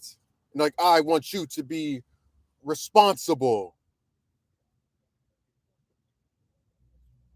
And as I'm sitting here just thinking to myself, I'm like, so wait a second. I give them the amount of money that I'm supposed to give them each month early so I can go and watch a movie without anyone bothering me. I can just be there if I want to. You got your stuff, whatever, it doesn't matter. And somehow, in giving them the exact amount that I'm supposed to pay them each month, not even just on time, but ahead of time, I'm somehow not being responsible. It's weird. So I went and saw the movie. Then after getting out of the theater, I called up the stupid place. And it really pissed me off because I'm like, I wouldn't have withdrawn this amount from my account if I knew that they wanted me to pay it by phone. So I said, like, I hate when people spring stuff on you like that, you know?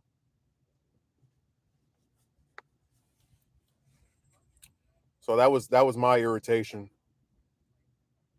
Like I said, a normal person who gets the amount that they want each month will just say, okay, thank you, and then that's it. But when you're dealing with crazy people that just flip their switch like you change shirts, this is what happens.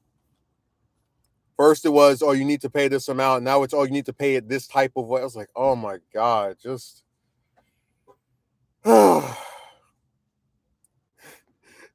when we said, damn, this person always seems to double down their nonsense. You should have seen the look on my face. I thought it was the most clear-cut thing in the world. The person gets the money that they want to pay their stupid bill, and then, I get to watch my movie without being bothered. But because we live in this Twilight backwards world, they get the amount they want, and then they find a way to like go, oh, well, this isn't good enough, / do this other thing. It's so laborious, man.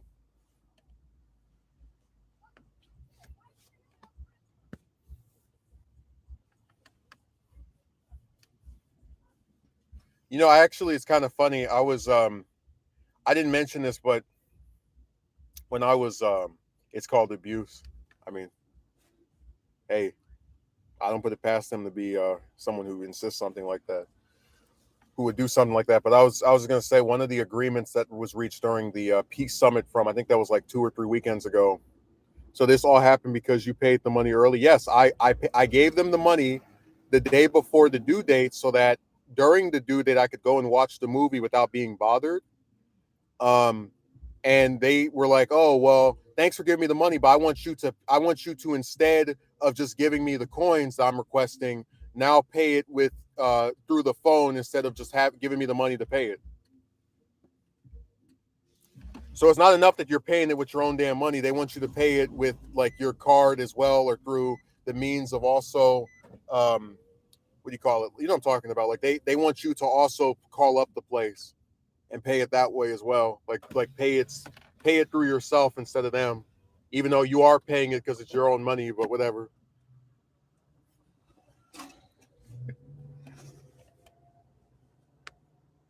I'm telling you, this is the only type of stuff that would happen with members of my family. They are the weirdest group in the world.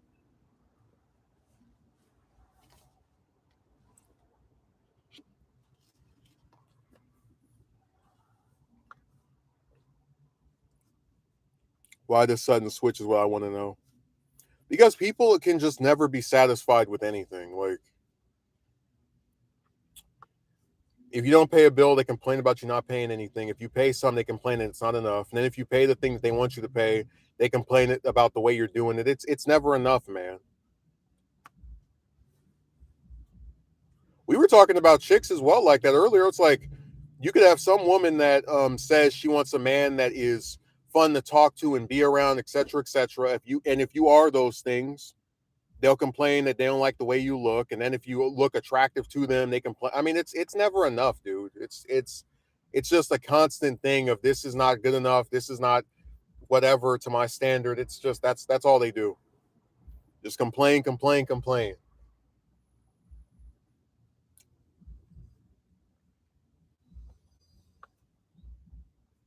Because they're miserable, so they want you to be miserable too.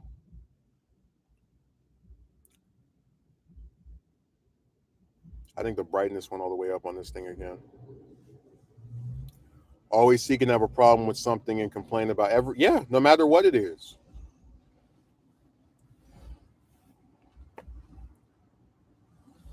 And they'll always find a way to try and spite you. Just like at this person's place, I had recyclables. So every time I would go and get some sodas, you know how it is, Jim. You get some cans, you take them up to a recycling place. I would store them in like the back of the place because there's nothing back there to even like, be in the way.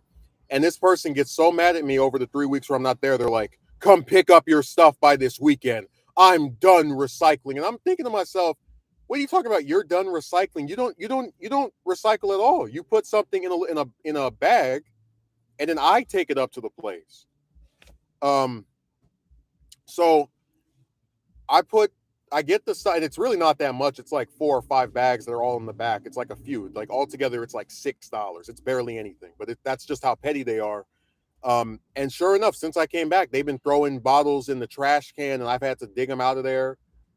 Um, and then they were complaining yesterday, "Oh, you have all these bottles in the back of your car." I'm like, "Well, idiot, you're the one that told me I can't keep them in the place. So what do you like that you're done recycling? So where else will I put them?" How nosy do you have to be to even be staring in the back of somebody's car like that?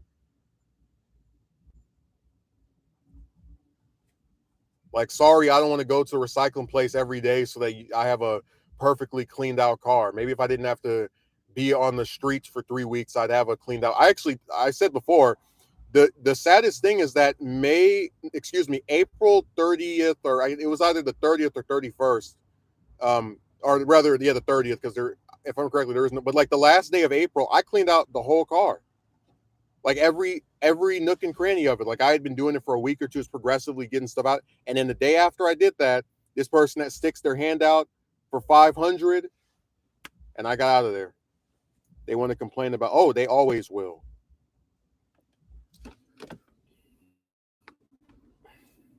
I gave the example before. If you complain about everything, then there's really no point in trying to appease you because you're always going to be upset over something.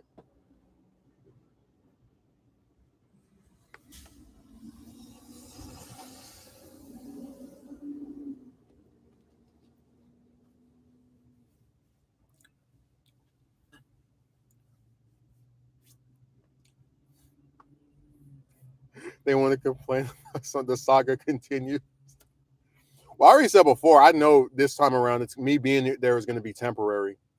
The only difference is I'm going to be a lot more strategic about, you know, how I navigate this stuff. Because I'm not kidding. I really wasn't expecting them to do that crazy crap because they made a threat at the start of April and then they said nothing about it for the rest of the month. So now we know their insanity.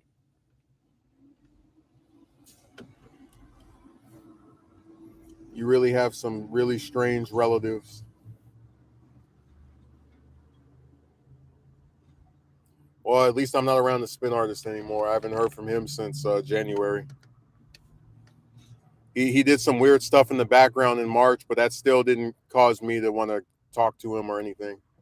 Because, like I said, I spoke to him, me and this other person, for 3 hours in January, and that literally did nothing. Oh my god! People play some of the loudest stuff on their phone.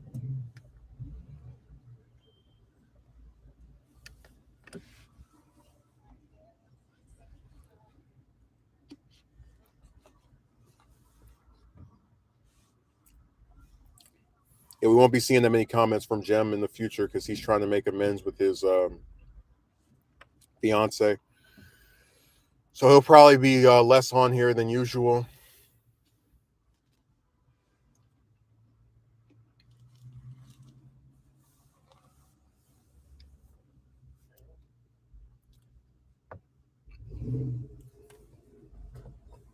I think these are going to be Jem's last streams. You won't see him anymore. He's like, I retired.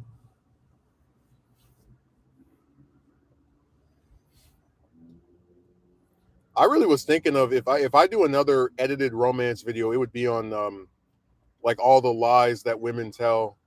Because I was saying, like, I've always made the point of how if I say something, I try to mean it. I try to like actually stick to it. And when you have chicks that will say, "Oh, I find you so attractive," and blah blah blah blah blah, and you get the same result from them as you would from one who says they don't like you at all, then there's really no point in even trying to believe anything they say. Like that would probably be the title. Like why believe what a woman says ever? Like that would be probably the title I would have for that if I made one. Because it really is a thing of like we're at a point where you can't take anything they say seriously anymore. So much stuff to do. Work keeps me busy. Well, like I said, I know you're working for the Haley campaign. You guys are having a hard time getting her out of that 4 to 7% area. So I get it. That's a great concept for an upcoming romance video. Well, here's what I'm saying of how, like, if you saw some man talking to some woman and you said, hey, the man says, oh, I think you're attractive and I want to go on a date with you. And, I have so much fun with you and we have a connection, blah, blah, blah. You're not going to see the guy in like 2 days go, oh, well, I thought I liked you, but nah. But chicks do that all the time. And that's what I was saying. Like, at this point, I can't take anything they say seriously anymore because we've seen it all.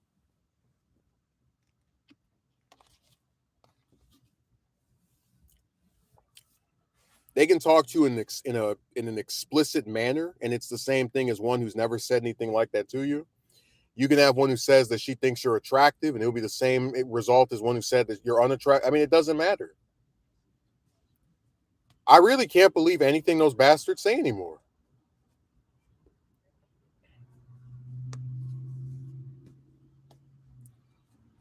Like the one chick who agreed to marry you and renege. Man, you should have seen how I was acting after that. I was like, this has got to be a joke. The only thing she has over any of the other ones that made her slightly more memorable is that she was very devout to her religion. Um, Muslim women have a thing about like not showing men who are not their husband or related to them, and I guess a close way their we call it like their hair. So she had this like scarf on, and she would never take that thing off at all. Like you can go on a video call with her for 2 hours, and she still had that thing just sticking on there. That's the only thing I'll give her credit for. Yeah, the hijab. They would never show me what the hair looked like. I had a joke that she was bald because of that.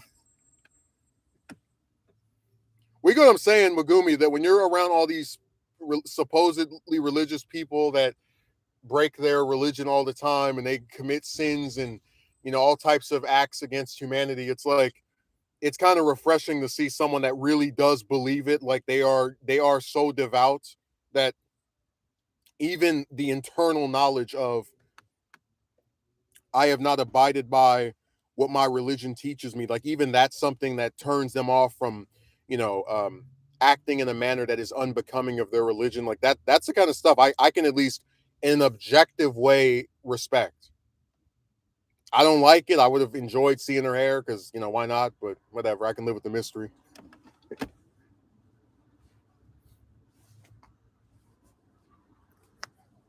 She would not take that thing off. You could sit there and talk to her on a FaceTime or what was that crap called? Google Hangouts call for like 2 hours, and she'll have that thing on the entire time.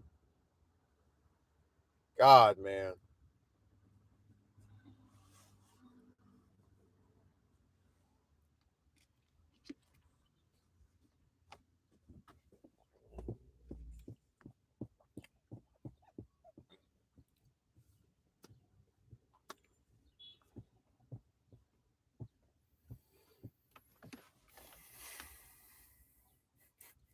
That's what I noticed about those chicks.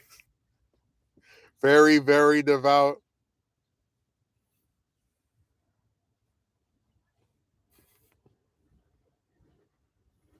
I told you I was just kind of looking at some of the statistics about abortions, and I was like, I was reading some of the because there are people that defend it because we had a conversation about how if a woman doesn't have, and I know that we're in the loose era, but Megumi, you understand where if a woman doesn't have intercourse, or more so, especially if she has intercourse with one man and like they use protection, the chances of her accidentally getting pregnant are are like they're much lower than you know somebody that's just out here doing whatever with anybody. And I was looking at this one article and it was like, a woman will very likely at least have one abortion during her lifetime. And I was like, that's really that's a sad thing to think about where it's like, so I guess because they're so loose, they can just be expected to have some kid that they get ripped out of their stomach every couple of years or at least once at some point. You know what I mean? Like that isn't that kind of depressing that we like you can just expect to kill a kid at some point like during your lifetime if you're abroad.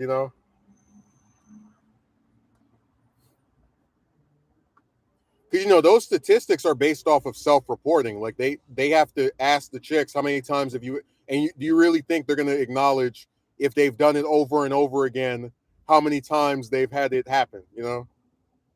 So I don't know. I just thought that statistic that they're claiming. I don't know if it's true or not, but it's kind of depressing. It's a scary thought, and one wouldn't want to experience. No, dude, I swear I could never imagine like even if I was like one of these loose chicks that just doesn't care who penetrates them. I just couldn't imagine being like, well, I have this thing growing inside me, and time to go to the clinic and have them rip it out. Oh my God, Shem, really?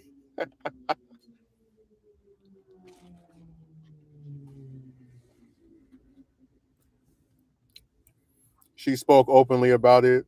Gumi says, hence why it's likely vastly scarce to come across a chick who is genuinely a virgin around the age of 20 plus. Well, dude, my thing is like I I feel as if you go back to maybe the 80s, the 70s, the 60s. I'm not going to frown upon the idea of people having had at least a few experiences by their 20s, right? But the problem comes into the place of like, hey, there's all these guys that don't get anything from chicks unless they pay for it. Um, so they're more likely to have no experience or very little of it in comparison with their, you know, counterparts. So it's one of those where I mean, it's kind of like how, let's get an example. If it were balanced where both sides had some experiences, I feel like we wouldn't be as like bothered by there being no chicks that are past a certain age that are virgins. But the fact that there's so many guys that are gonna hit 30 plus and still haven't done it is what's like infuriating. Because dude, I'm telling you, you look at some of these chicks, I wouldn't touch them with a 10-foot pole. But guess what? Some of them have kids, husbands. Like so all I'm getting at is physical appearance really should not be a factor in someone having never been with a person in that type of way before is what I'm getting at.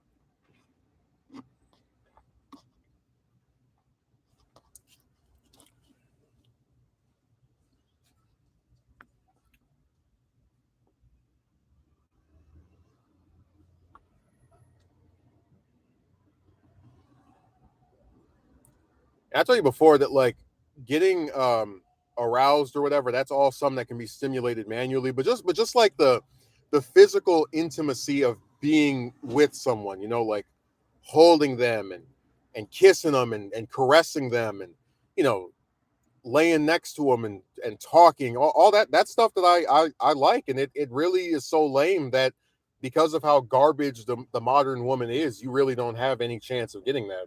Like none of it's real. It's not about actually wanting to be with someone. It's just garbage.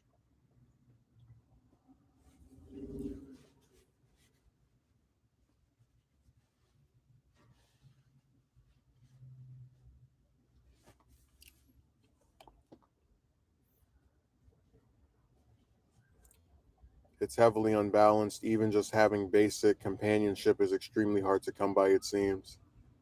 Dude, you can't even get a broad to talk to you on the phone, let alone go on a date. Like, forget meeting her at a restaurant. You can't even get her to meet you on a damn in her pajamas at her house.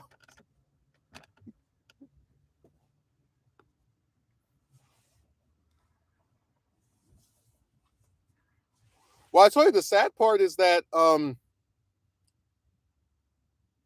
you know, I tell you that you have these chicks and they have these like what do you call it? Like a lot of these extremely narrow-minded positions of men.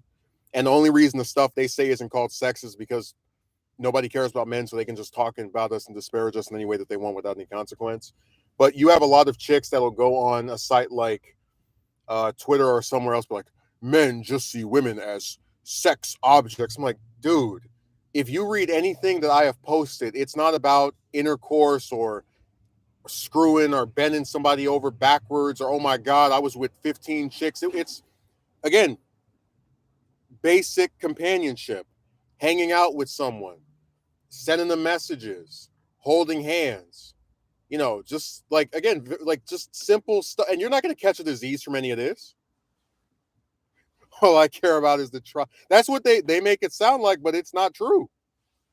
Because like I said, if the triangle was the only thing that mattered to any damn body, I wouldn't even make content like this. I would just go to Vegas every weekend or every other weekend, rather.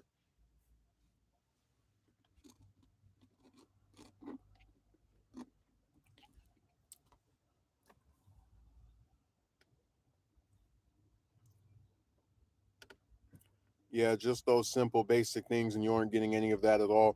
And the sad part is, even if you call yourself getting into a, you know, relationship with a woman, it still is very likely you won't get those things. That is what is so disturbing about all this. Yeah, because you're basically marginalized for wanting basic things. If you want to have a partner that you actually enjoy spending time with and being around and hanging out with and talking to and um, just enjoying the company of, you they make it sound like you're crazy or you're lying. And if you want to have a partner with a long-term goal of getting married and having a family and any other again normal thing, they make it sound like you're nuts. I told you I had a guy on Discord say I was weird for wanting to have a family. They think they are Sith Lords.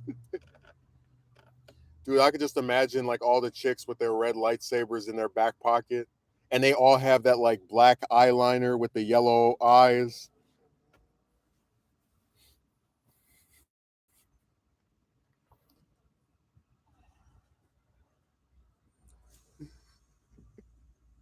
Magumi said, "What? Why? I don't know." He claims that most people just want to go on a date so they can like enjoy and I said that's a factor, but it's like you asking me what long term like the question he posited to me was like what keeps me still asking out women despite how hopeless it seems or you feel like it is. And I said again the long term goals of wanting a family. You can't do that by yourself. Um, and it's like he acted like I was crazy for wanting that. And then you find out that the same bojangling bastard that tries to make me sound crazy later on admits to having a friend who had a kid with some broad that she won't even let him see. But then they would wonder why I would want to not have a kid out of wedlock when you hear about something like that.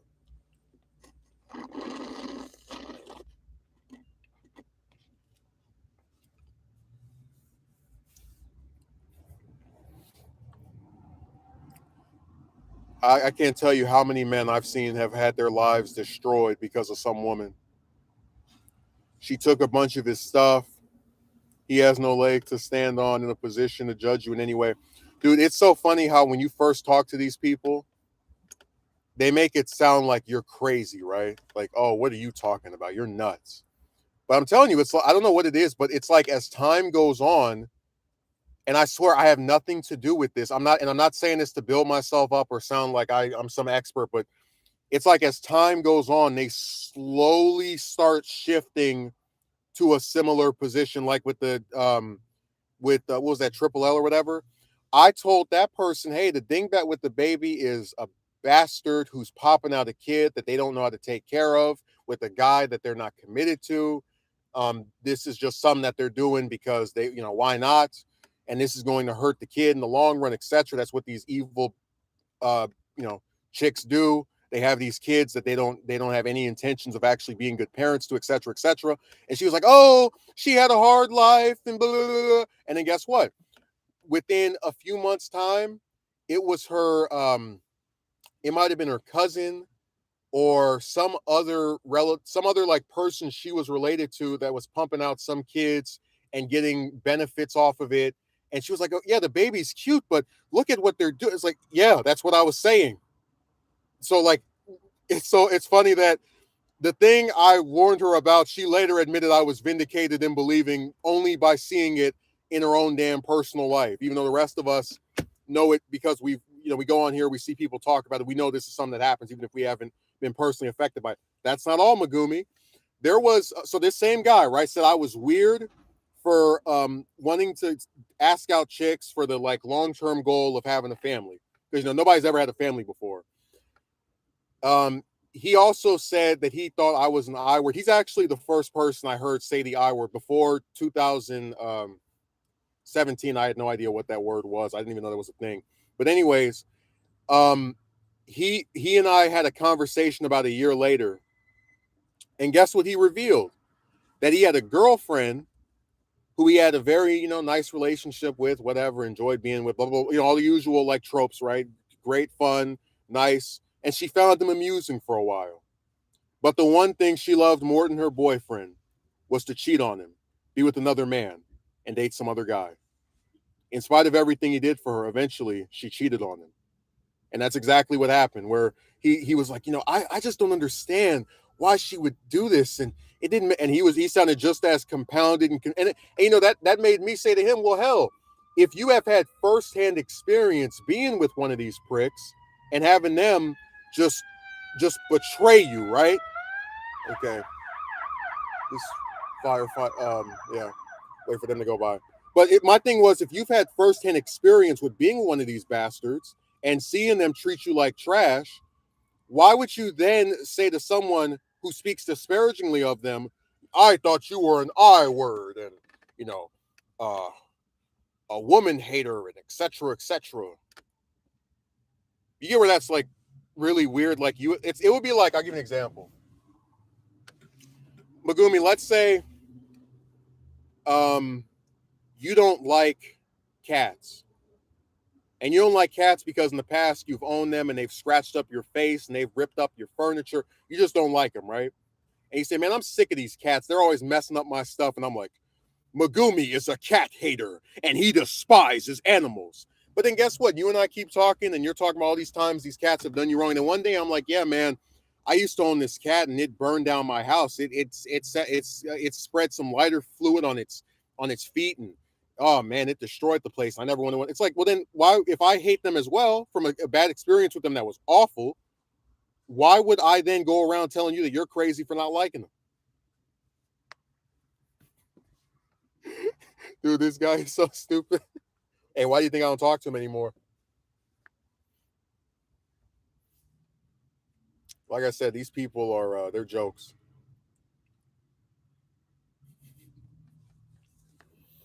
They sit around and they make it sound like they're just. I don't know what the proper word for it would be. I guess what drives me crazy is it really feels like people for some reason. I know it could be a lack of empathy. It's something, but for some reason, it feels like a lot of people have this thing where they need something to directly happen to them to feel like it matters or it's an impactful bad thing that's occurring. Like I mentioned before, and Jem, you know about this, that Yemen conflict. Here's a country where children get starved to death. The Saudi Arabia backed government is blowing up hospitals and grocery stores. And I mentioned I post about it, I do some videos about it. And this what was it, Triple L asked me, do you have a relative in Yemen? And I'm like, dingbat, why can't I just as a human being say, I don't like the fact that my country helps kill children. I just don't like it. Why do I have to have a personal stake? Even though technically we all have a personal stake if we're in America because they're using our tax dollars. But it's like why do I have to have a personal stake in saying that I don't like children being murdered? Because remember, if a serial killer came in California or New Jersey, to use our states, right? And he started slitting up kids' throats and blowing them up and all the rest of that, nobody would say, "Oh man, do you have a relative in California or New Jersey? Is that why you're so affected?" It's like, no, we just don't like kids being murdered. Remember, hey, Magumi, not Magumi, Jem, do you remember the Atlanta child murders where there was like a guy going? It's like back in the '80s. There was a guy going around killing black children, and it went on for like a whole. It might have been a year, but it was like they caught the guy. Yeah, it's like imagine how crazy we would look if we were like, well, there's a serial killer in I don't know, the UK, and he's killing children, and they're like, hey, so do you have a relative in the UK? Is that why you're so bothered by this person murdering children? It's like, dude, that was so scary. Like all those poor little boys were just, oh man, that was awful. Well, Magumi, I always remember when Mike Gravel said, when you kill one person, it's murder. When you kill thousands, it's foreign policy. So if I go into a neighborhood and I break in everybody's house and slit their throats, they're gonna put me in jail. I might get the death penalty depending on what state I'm in. But if I'm the member of Congress or the president, I push a button and blow up the entire damn city. They're gonna give me an award. They're gonna say I'm a hero. I mean,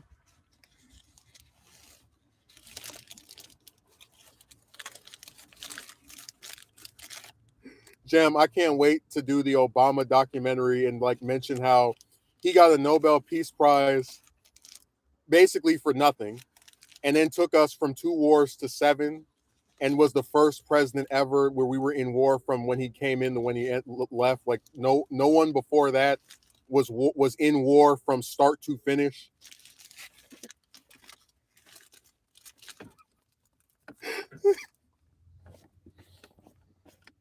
Dude, I'm telling you, people have no empathy. Like, God, I swear.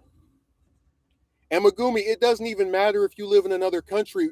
Jem, remember the Flint, Michigan crisis, right? Where they didn't have any water? People were making jokes about that. I'll send you a bottle.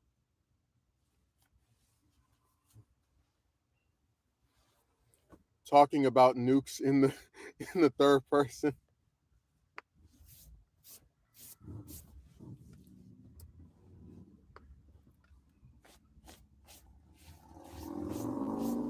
I still think that's really nuts. If you kill one person, it's murder. But then if you kill 1,000, it's just that was just our policy. We had to do it. Hey Jem, remember the Madeleine Albright interview where they asked her, was it worth it to kill 500? I think it was like 500,000 Iraqi children with the sanctions that the U.S. put on them during the Clinton years, and she was like, "Yep." Like all these children got starved to death. Oh well. Jim, she was a historical figure. Don't even speak ill of her. And she did come out and say sorry later on, but it's like, yeah, damage is already done. Also, yeah, that is like one of the most screwed up things I've ever heard. Remember, they don't have conversations like this on TV or on any of these networks.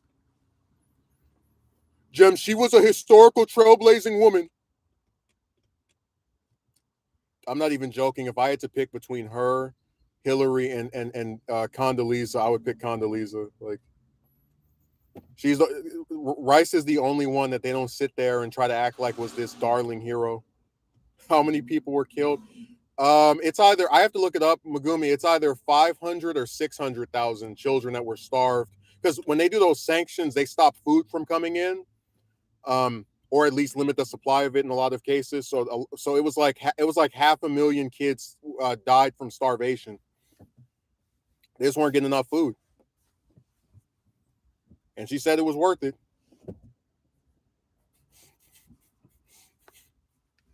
Dude, like, what kind of Twilight Zone world you have to be living in, where it's like you? And my thing is like, people online write whatever, but like, imagine having a government official be like, "Yeah, it's okay that 500,000 people died. Oh well, whatever." Oh, Yemen's the worst one, man.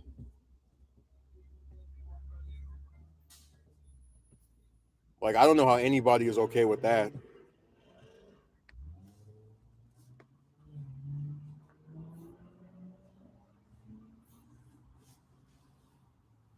Dude, they found Yemen has the worst humanitarian crisis in the world. If you ever see some of the pictures of people over there, it'll make your stomach turn. They look like skeletons. Like, I don't know how human beings are okay with that. It makes me want to vomit every time I see a picture of those kids.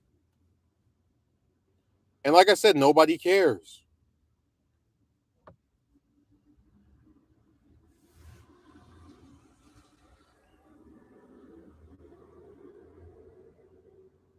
I don't know how people sleep at night being okay with that stuff, but they can.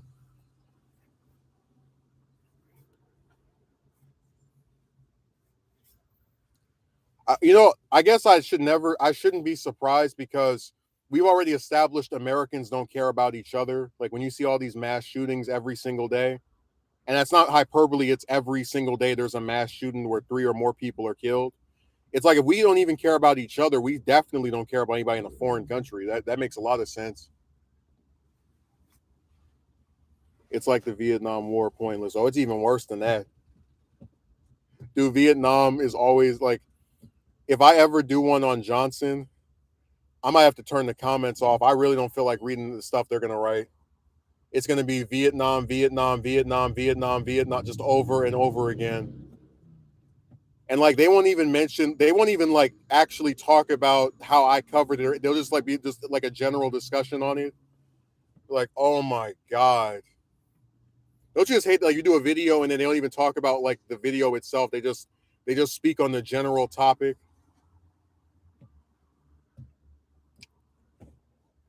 I'm not saying he shouldn't. I'm just saying I'm gonna be if I do one on him, it'll be horrible, man. Like I can already see the comments right now.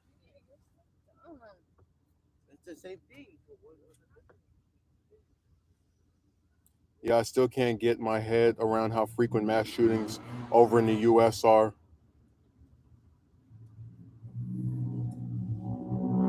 I'm not even joking. If I stop streaming or you don't get a stream from me next like for a whole like 3 or 4 weeks, it probably is because I died in the mass shooting. I'm not even saying that to be funny. They have them so often and so frequent and they're everywhere.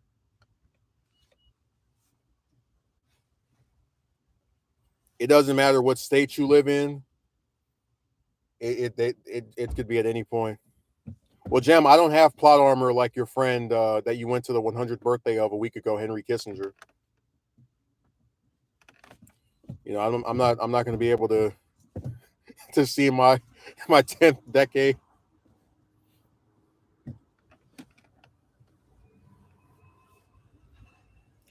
Hey, when you came up to him with that birthday cake that said happy big 100 HK, he was like, "Why, thank you, Jam. I really appreciate it. It's very nice that you would give me this cake and feed me some pieces of it and show me a good time.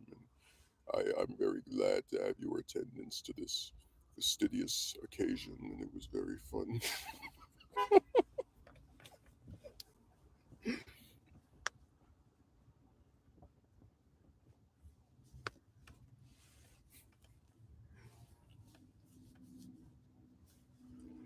I can just picture you sitting there right with him at the dinner table.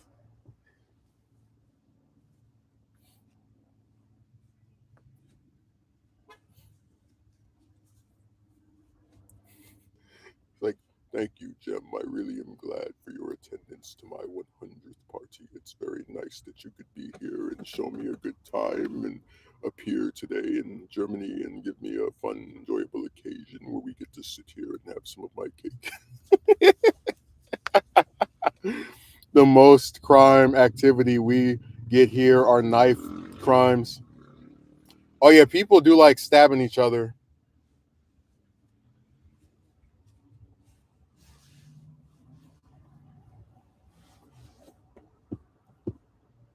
But knives are a hell of a lot less lethal than guns. Like you can I'm gonna say the only place where a stabbing would be fatal is probably just the heart. Um like I've heard of people getting stabbed in the neck and the arm and the shoulder all over the place and they're able to pull through it. I'm not joking. If the only weapon people had were knives, I'd feel a lot safer.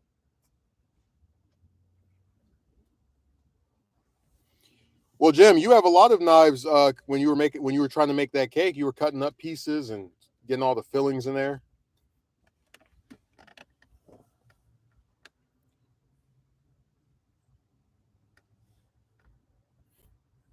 Hey, that should be a song. I can deal with the knife, can't deal with the knife. I can deal with the knife, can't deal with the strife. I can deal with the knife, can't deal with the life.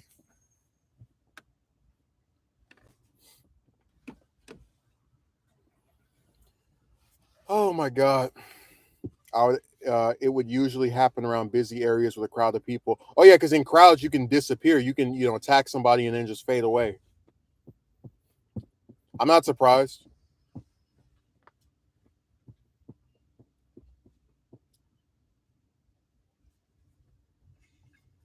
But yeah, if you don't get a stream from me for like a month, that probably means I was assassinated in some mass shooting. So I'm just letting you know if you don't get a stream from me for more than a few weeks, just know I probably passed away.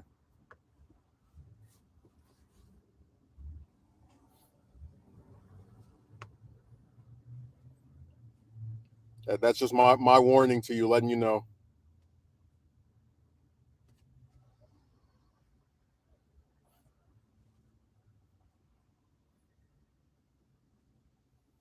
Let me see, but there have been some shootings here, but they are definitely rare. Like I said, over here, it can happen anywhere at any time. The only places I truly feel safe in are my place because there's nobody has a weapon there, at least a gun anyway. The DMV because they have you go through a metal detector when you go up there, and then like probably at the hospitals.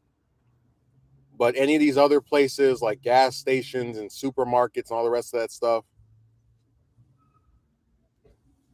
I have to run to the RX, think about the Meet Me account, make some cash while you stream. Well, again, I'll look into it. I'm just not going to promise you because I really am tired of these websites, but I'll look into what's the difference between them and here. So I will at least consent to that. I'll look into it. I'll try to see what the hubbub is about.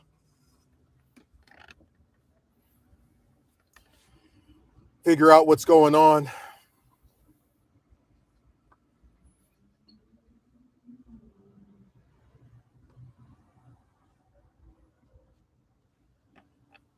It might even been looking at my phone.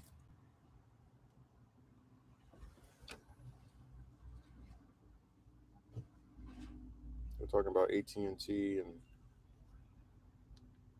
all this other stuff. I don't know why the battery is so low. I didn't even go anywhere. I left the. That's what I said. That's one of the reasons why I hate the just like go places, because I'm always having to remind myself this street is here, that street is there. Okay, let me turn on low power mode. The batteries on these devices, they last for like 5 minutes and they go right to being crap. Uh, yeah, Megumi, are you gonna see Spider Verse 2?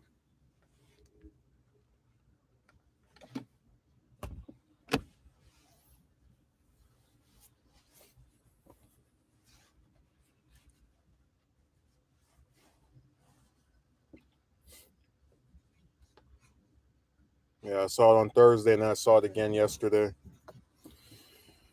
Oh,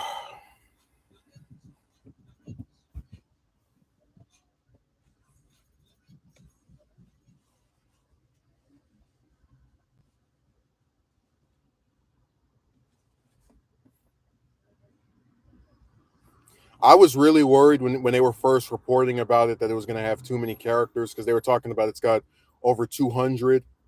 I haven't seen the first one yet. I need to watch it.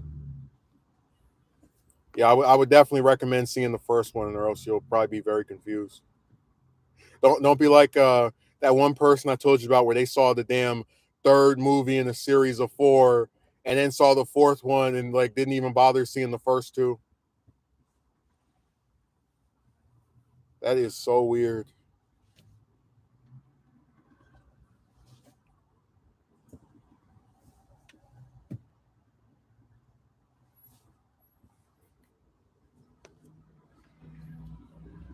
The third one is the best one. Like you've only seen two of them.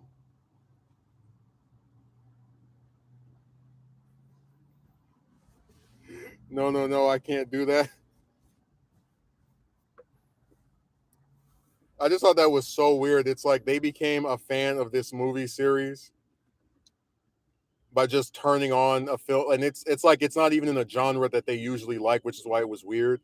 But they turn on this movie, they like it, then they go and they watch the sequel to it, they don't like that. They don't even bother like seeing any of the past ones either. They're like, all right, like they were a fan of this stuff for so brief a period of time. It was funny, especially if you are a fan, you'll be doing yourself in the series a disservice. Oh yeah,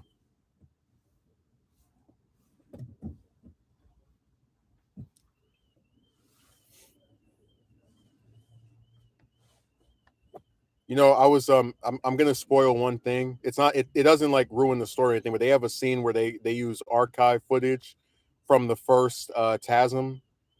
And again, this is not like spoiling the story because it's really on screen for like a moment. But they use footage from that movie twice. And I used to say like, oh, the first TASM is okay, the second one is horrible.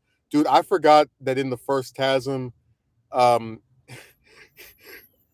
Uncle Ben dies over some chocolate milk. Oh my god.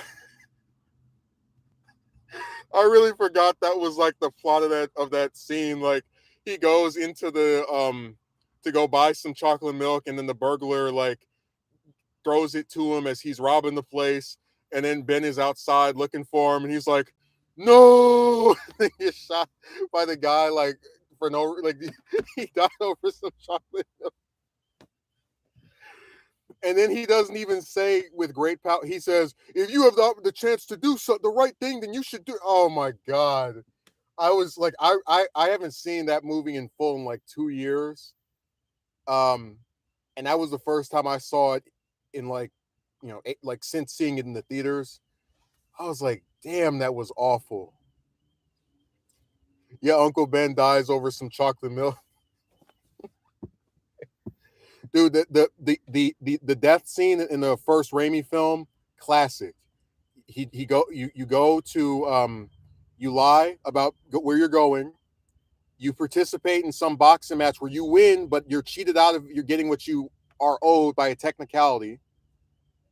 And then you're angry, so you're like, all right, well, I'll let the burglar take your money. I don't care. And then you go outside, you find your uncle is now like laying on his deathbed. He dies with you holding his hand.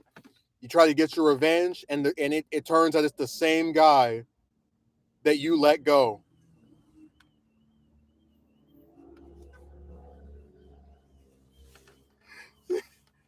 Well, I don't want a Kotsky merchant to say I spoiled anything for him. I don't want him to be like he ruined it for me. The the whole franchise has been destroyed because of him.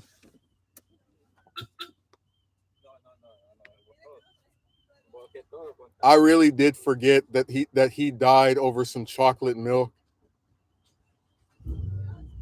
Like the death scene in the original film was so much better than that. And it's like they had. I always have to remind myself, it was only 10 years later, and we saw the same origin twice.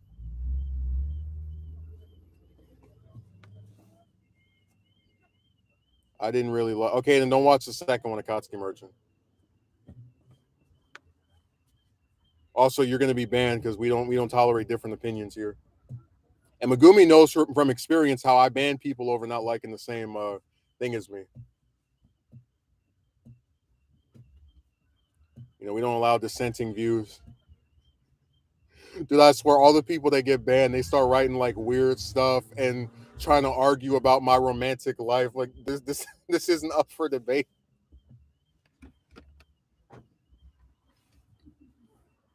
This is what I mean about the newer variations of Spider-Man. Stuff like this turns me off and doesn't excite me to watch it.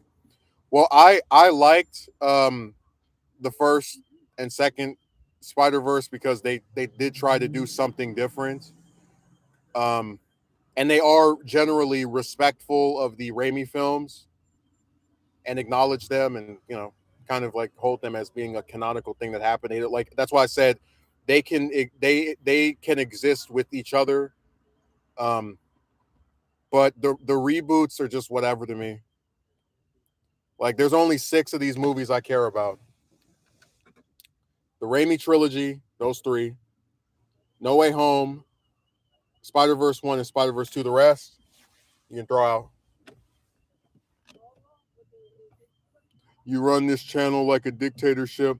Remember, in dictatorships, they let you like talk crap to them and try to argue back and forth with you. Yeah.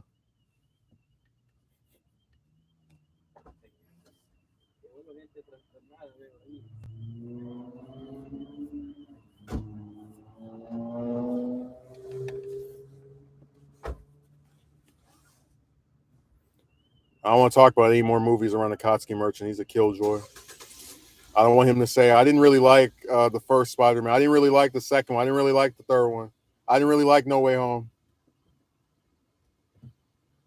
That's honestly reassuring. You know,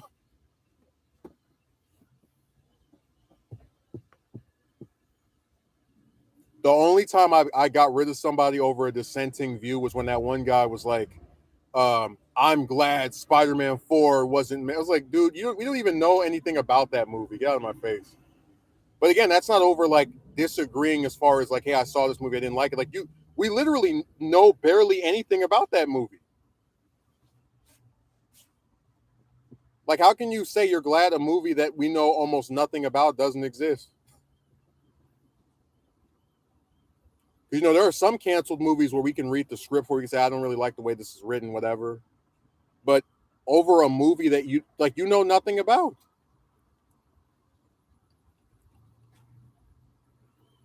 So that's one of the few times I didn't even ban that person. I just deleted that comment because like again, this isn't even about disagreeing as far as I saw something I didn't like it.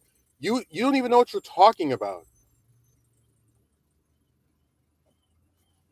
So that's why that was gotten rid of.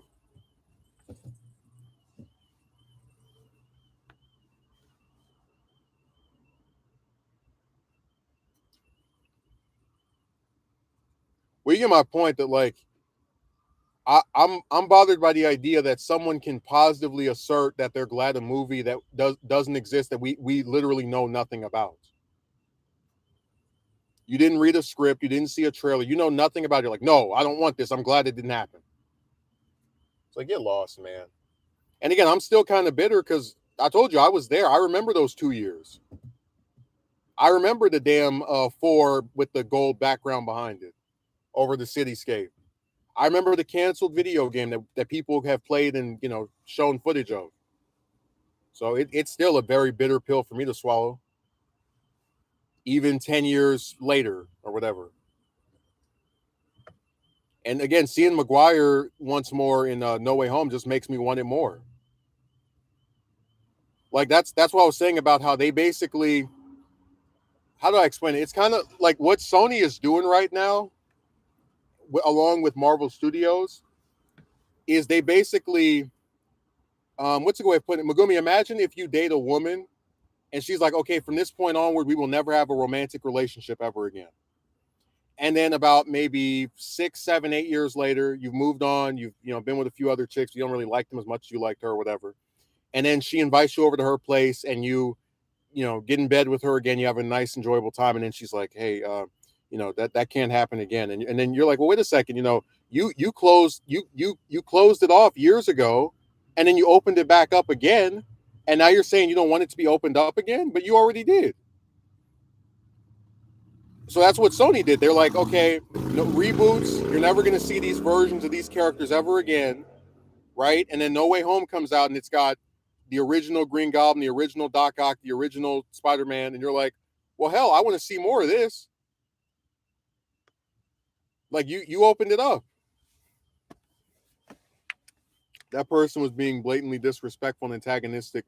Dude, one of the things I hate the most is when you make a video where you're like, I like this movie because da da da da, and then somebody comes to the comment section like, this movie is awful. You're an idiot for like, or they don't even have to like directly insult you, but they don't even address any of the points you made. Like that. That's the kind of stuff I would want to get rid of, because it's like, again, this isn't even like remotely worthy of acknowledging. I mean, you're just coming here like with movies I don't like. I try to engage in a conversation about it and address the points people make in defense of it, or whatever. And it's like they don't even do that. They just say it's bad.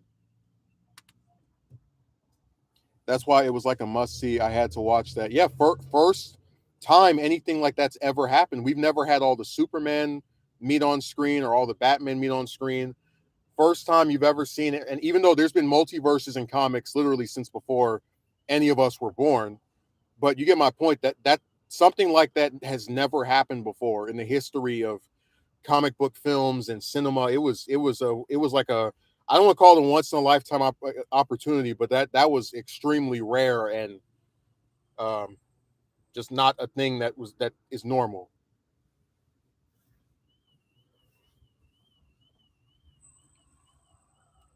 And they knew it was. That's why they were hiding the other two in the trailers.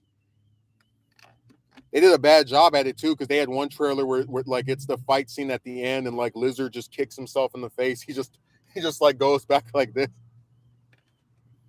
Like, you guys really thought nobody would notice that?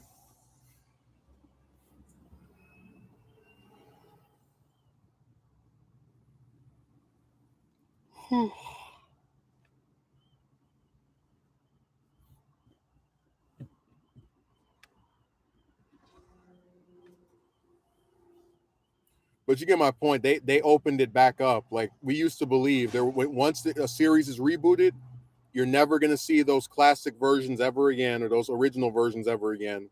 And when they did that movie, they brought back several of them. They can't be mad at us for wanting more.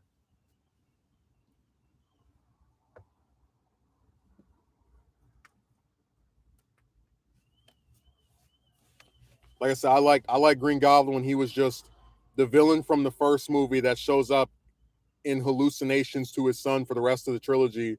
It's like you brought him back and you had him as basically the arch nemesis for the current iteration of the character, and you really are surprised. I want to see more of that. Hey, I am all for having a sequel to this or a Spider-Man 4. Yeah, I don't know what Sony is doing at this point. They're really stupid,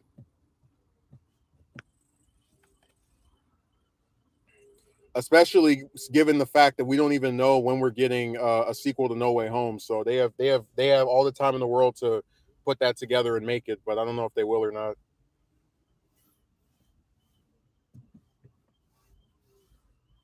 I think they will be very dumb for passing that up. I really do.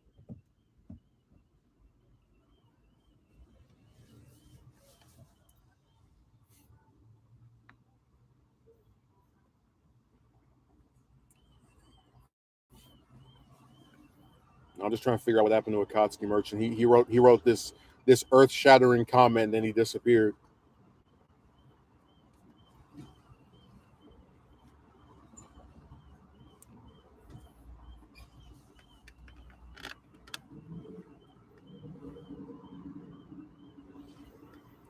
I was so worried. What did you think of Aunt May, by the way? What Aunt May from the Raimi trilogy? Oh well, I mean, I never cared much for the MCU version because um in Homecoming she was basically just a sex joke, like, oh, your aunt is so hot, your aunt is so hot. Um and then in Far From Home she's barely in it, which really annoyed me because this is the first version of the character in film that knows, like, has been confirmed to know that Peter is like has a secret identity. So I thought they were going to try to like do something with that and they didn't. And then they give her some more to do in No Way Home, but I mean it's at that point it's too little too late. I felt nothing when she died, really. Like I just said good riddance. This is the worst version of the character in live action by far. Nothing against the actress, but the material is just it just was never there for me, man. Like I told you, but like I didn't. I'm not even a TASM fan, but I liked the Aunt May from that series. One of my favorite parts of the second film is the scene where it's mentioning how she goes to like a college courses and worries about taking care of Peter as her son, and she feels like him knowing about his actual parents is like creating a wedge between them, and just a very good performance and decent material that I wish had more attention to it in that stupid series. So even in a series that I'm not the biggest fan of, I can still say, okay, this is individually is a good character. She was bad pretty much the whole way through, bad or underused, which is why I said I was so happy with that. The Goblin got to basically remove her from the story because I just don't think she adds anything to it.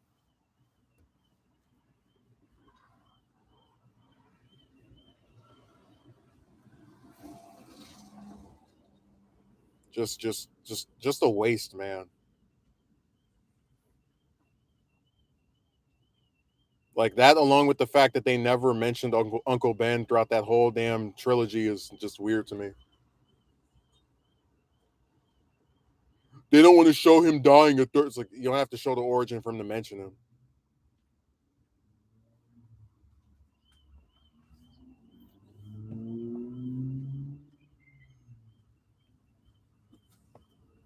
My friend said that he clapped when she died. He was like,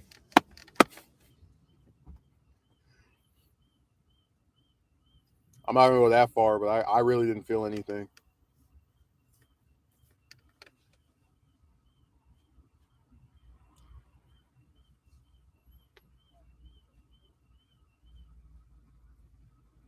But like I said, I just you have to when you make like an ongoing narrative, you have to make characters that are likable and that have enough time given to them. And I just didn't feel like they did that. And I think if Far From Home didn't write her out of the story, they would have been able. I certainly wasn't really phased by her death either. I was only surprised by it because they have her get hit in the back and then stand up like she's going to be fine, and then like it's like a slow type of thing. Like, wow, that's actually kind of surprising that they did it that way. Usually it's like instantaneous, you know.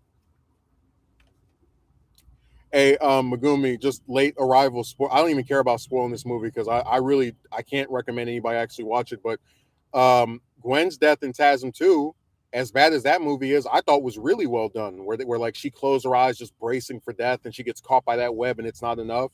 And sure enough, the studio regretted killing her off because one of the proposals for TASM 3 was to bring her back as like one of the people that got resurrected by some serum or whatever, or to have TASM 3 set in between 1 and 2, which would have been really weird. Like, why?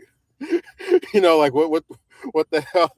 But you get the point that like she was such a well liked character in that series that like people, like even the studio was like, okay, guys, I know that scene is like iconic and that's what she's most known for, but I think we did this too early, or we maybe shouldn't have done this. And I already said before, killing her off in the TASM series was really stupid when you remember that the reason the Mary Jane relationship works so well is because that's a woman who knows that Peter is Spider-Man and like she accepts both sides of him. And Gwen in the comics never found out that of Peter's secret identity. So by having the TASM version of Gwen know his identity and accept him for who he is, you basically already turned her into Mary Jane.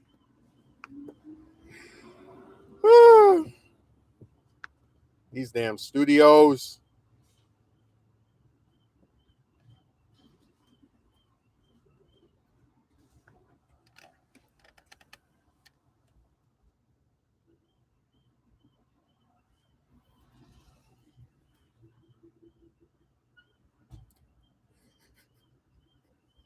Dude, it's like, hey, let's turn this character into this other character and then give her the same death as the one from the comics, which makes no sense for our universe because she already serves the same purpose as the character that was made to replace her or that eventually replaced her did.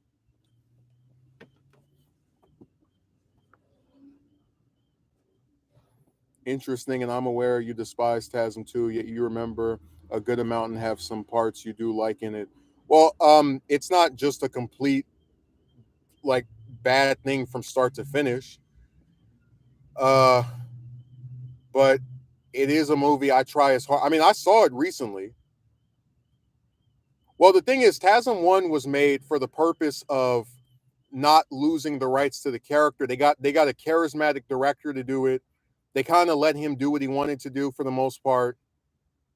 The only real faults of TASM, the first one anyway, the villain is pretty lame. Like Lizard's a cool character, but I just think their version is not developed enough, and it sucks because they have deleted scenes that have him like talking about him, like just basically fleshing his character out. And I think if they were in there, it'd be a lot better. But the villain's not that good. Uncle Ben's death is stupid. He dies over some chocolate milk, and the suit is terrible. It looks like crap. One of the things that TASM 2 does better than the first one is the suit. Suit looks amazing. But yeah, the first film I think is a competently made, okay reboot. It's not. I don't think it's great or amazing or terrific, but it does a good job of giving each of its lead characters enough time on screen to really like feel something for them when something happens to them. I just think it's an okay movie. It's not, it's not something I'd go and rewatch any time of the week, but it's not a thing I'd be like, oh damn, this is on. But TASM 2 is a film that was designed to, in effect, be a trailer for several other movies and kind of crumpled under its own weight. It was trying to be a setup for a Sinister Six film with all those different Sinister Six items and things in the damn wall. For trying to set up TASM 3 and 4, trying to set up a Black Cat spinoff. It tried to do too much, and in effect, it did too little. So I hope that explains it. TASM 1, I think, is an okay movie. TASM 2 is one of the worst, if not films I've seen, then superhero films I've seen. I have no desire to ever watch that thing again. I have seen it in full one time and in like pieces of it here and there. Usually with movies I really don't like, I never watch it again.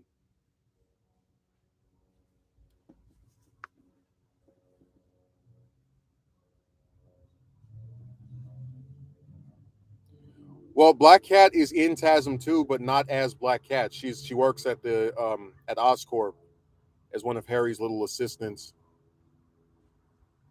And it's kind of irritating because the actress they had playing her, if she was able to do more, would have really done a good job with the role. But again, she's mainly there just to set up another movie that never came to pass. So it's more like, like it's when you look at it in hindsight, it's even worse because it's like this stuff is literally here for no payoff. Dude, she was hot too. She had those bangs and that tight black dress on. Man, I had to pause the damn the damn computer.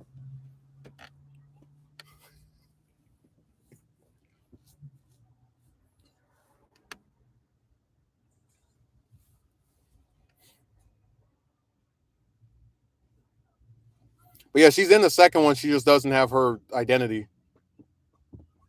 More sequel bait. More stuff that doesn't go anywhere.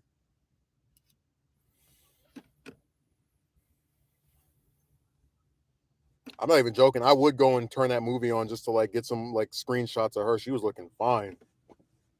Such a disappointment because I remember her being a prominent character in the game. Yeah, she's the most popular love interest for Spider-Man other than Mary Jane. Black Cat's a great character.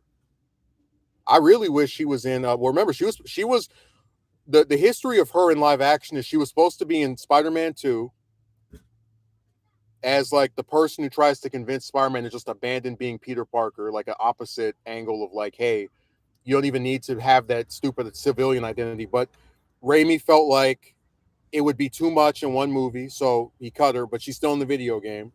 Then she was supposed to be in Spider-Man 4, but as it was claimed as the successor to Vulture, then it was claimed that she would have been Black Cat. It's dubious, but Felicia Hardy was supposed to be in Spider-Man 2 and then in Spider-Man 4. Then she's in TASM 2, and that's supposed to set her up as Black Cat in the later movie. That got canceled. So there have been a solid 3 attempts to get her in her super heroine identity in a movie at this point. It's like her, Brainiac, and Riddler that just can never catch a break, I tell you. Not Riddler. Well, Riddler was cut out of BVS, and what's the other movie? Dark Knight 3.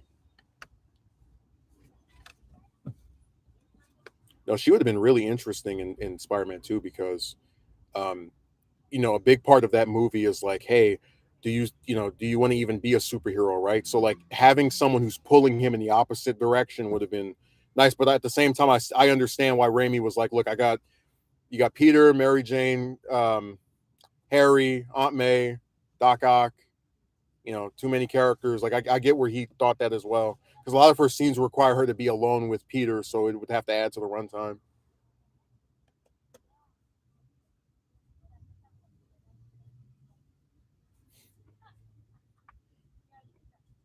She would have been a nice addition. And then like thinking, how would they carry her over to Spider-Man 3? Like, I guess maybe they would have him cheat on Mary Jane with her. That could be something they do.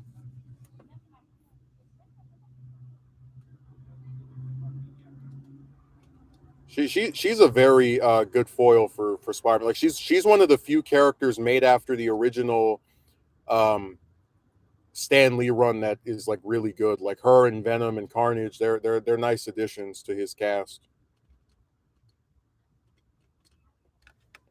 And I really wish they had like Tasm hadn't screwed the pooch with her.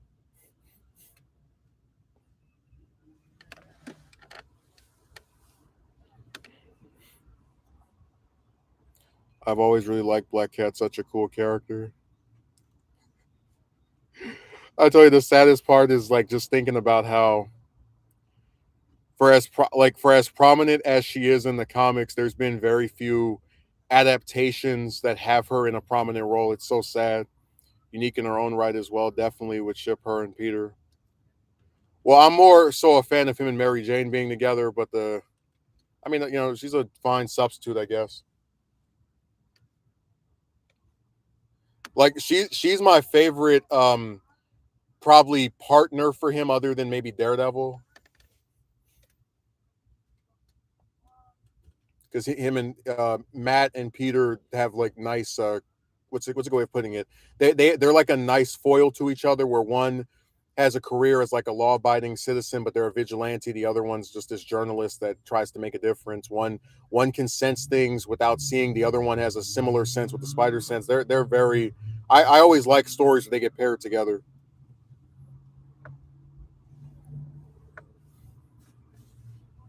I remember when Daredevil when he showed up on screen in No Way Home, everybody started clapping. Like they just showed the side of his face, and everyone was just making all that noise. They're like, yeah.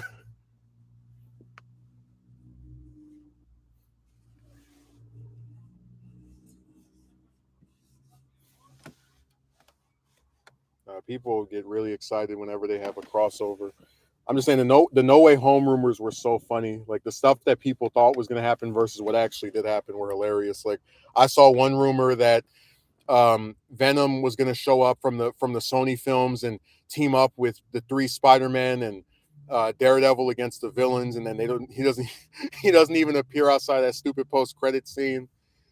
Um, then they had the one rumor that all the damn villains were going to get killed off by Peter, which makes no sense.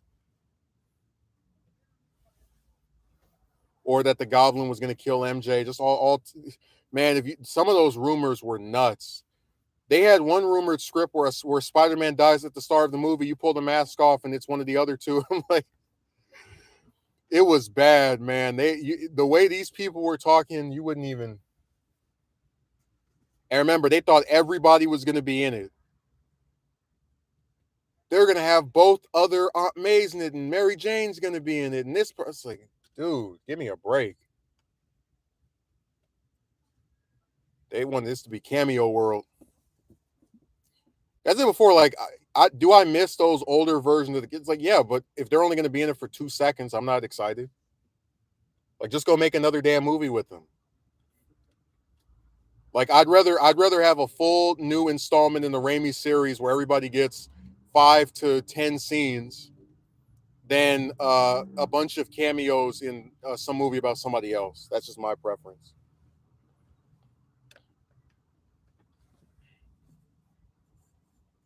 Now that speculation started getting absurd. But anyways, Megumi, I'm gonna get off of here because I got to go and pick up some stuff from the market. So I'll be back on probably well, yeah, of course Monday, but like yeah. So thanks for showing up and have a good rest of your weekend. And I hope you enjoyed the discourse and discussion. And I'll be back on Monday. I would recommend seeing Spider-Verse 2. I liked it. Thought it was nice. It's got a hell of an ending that really had me like I'm so glad the third one's coming out in March of next year because I couldn't wait 5 years for that to be resolved. But yeah, have a good rest of your weekend.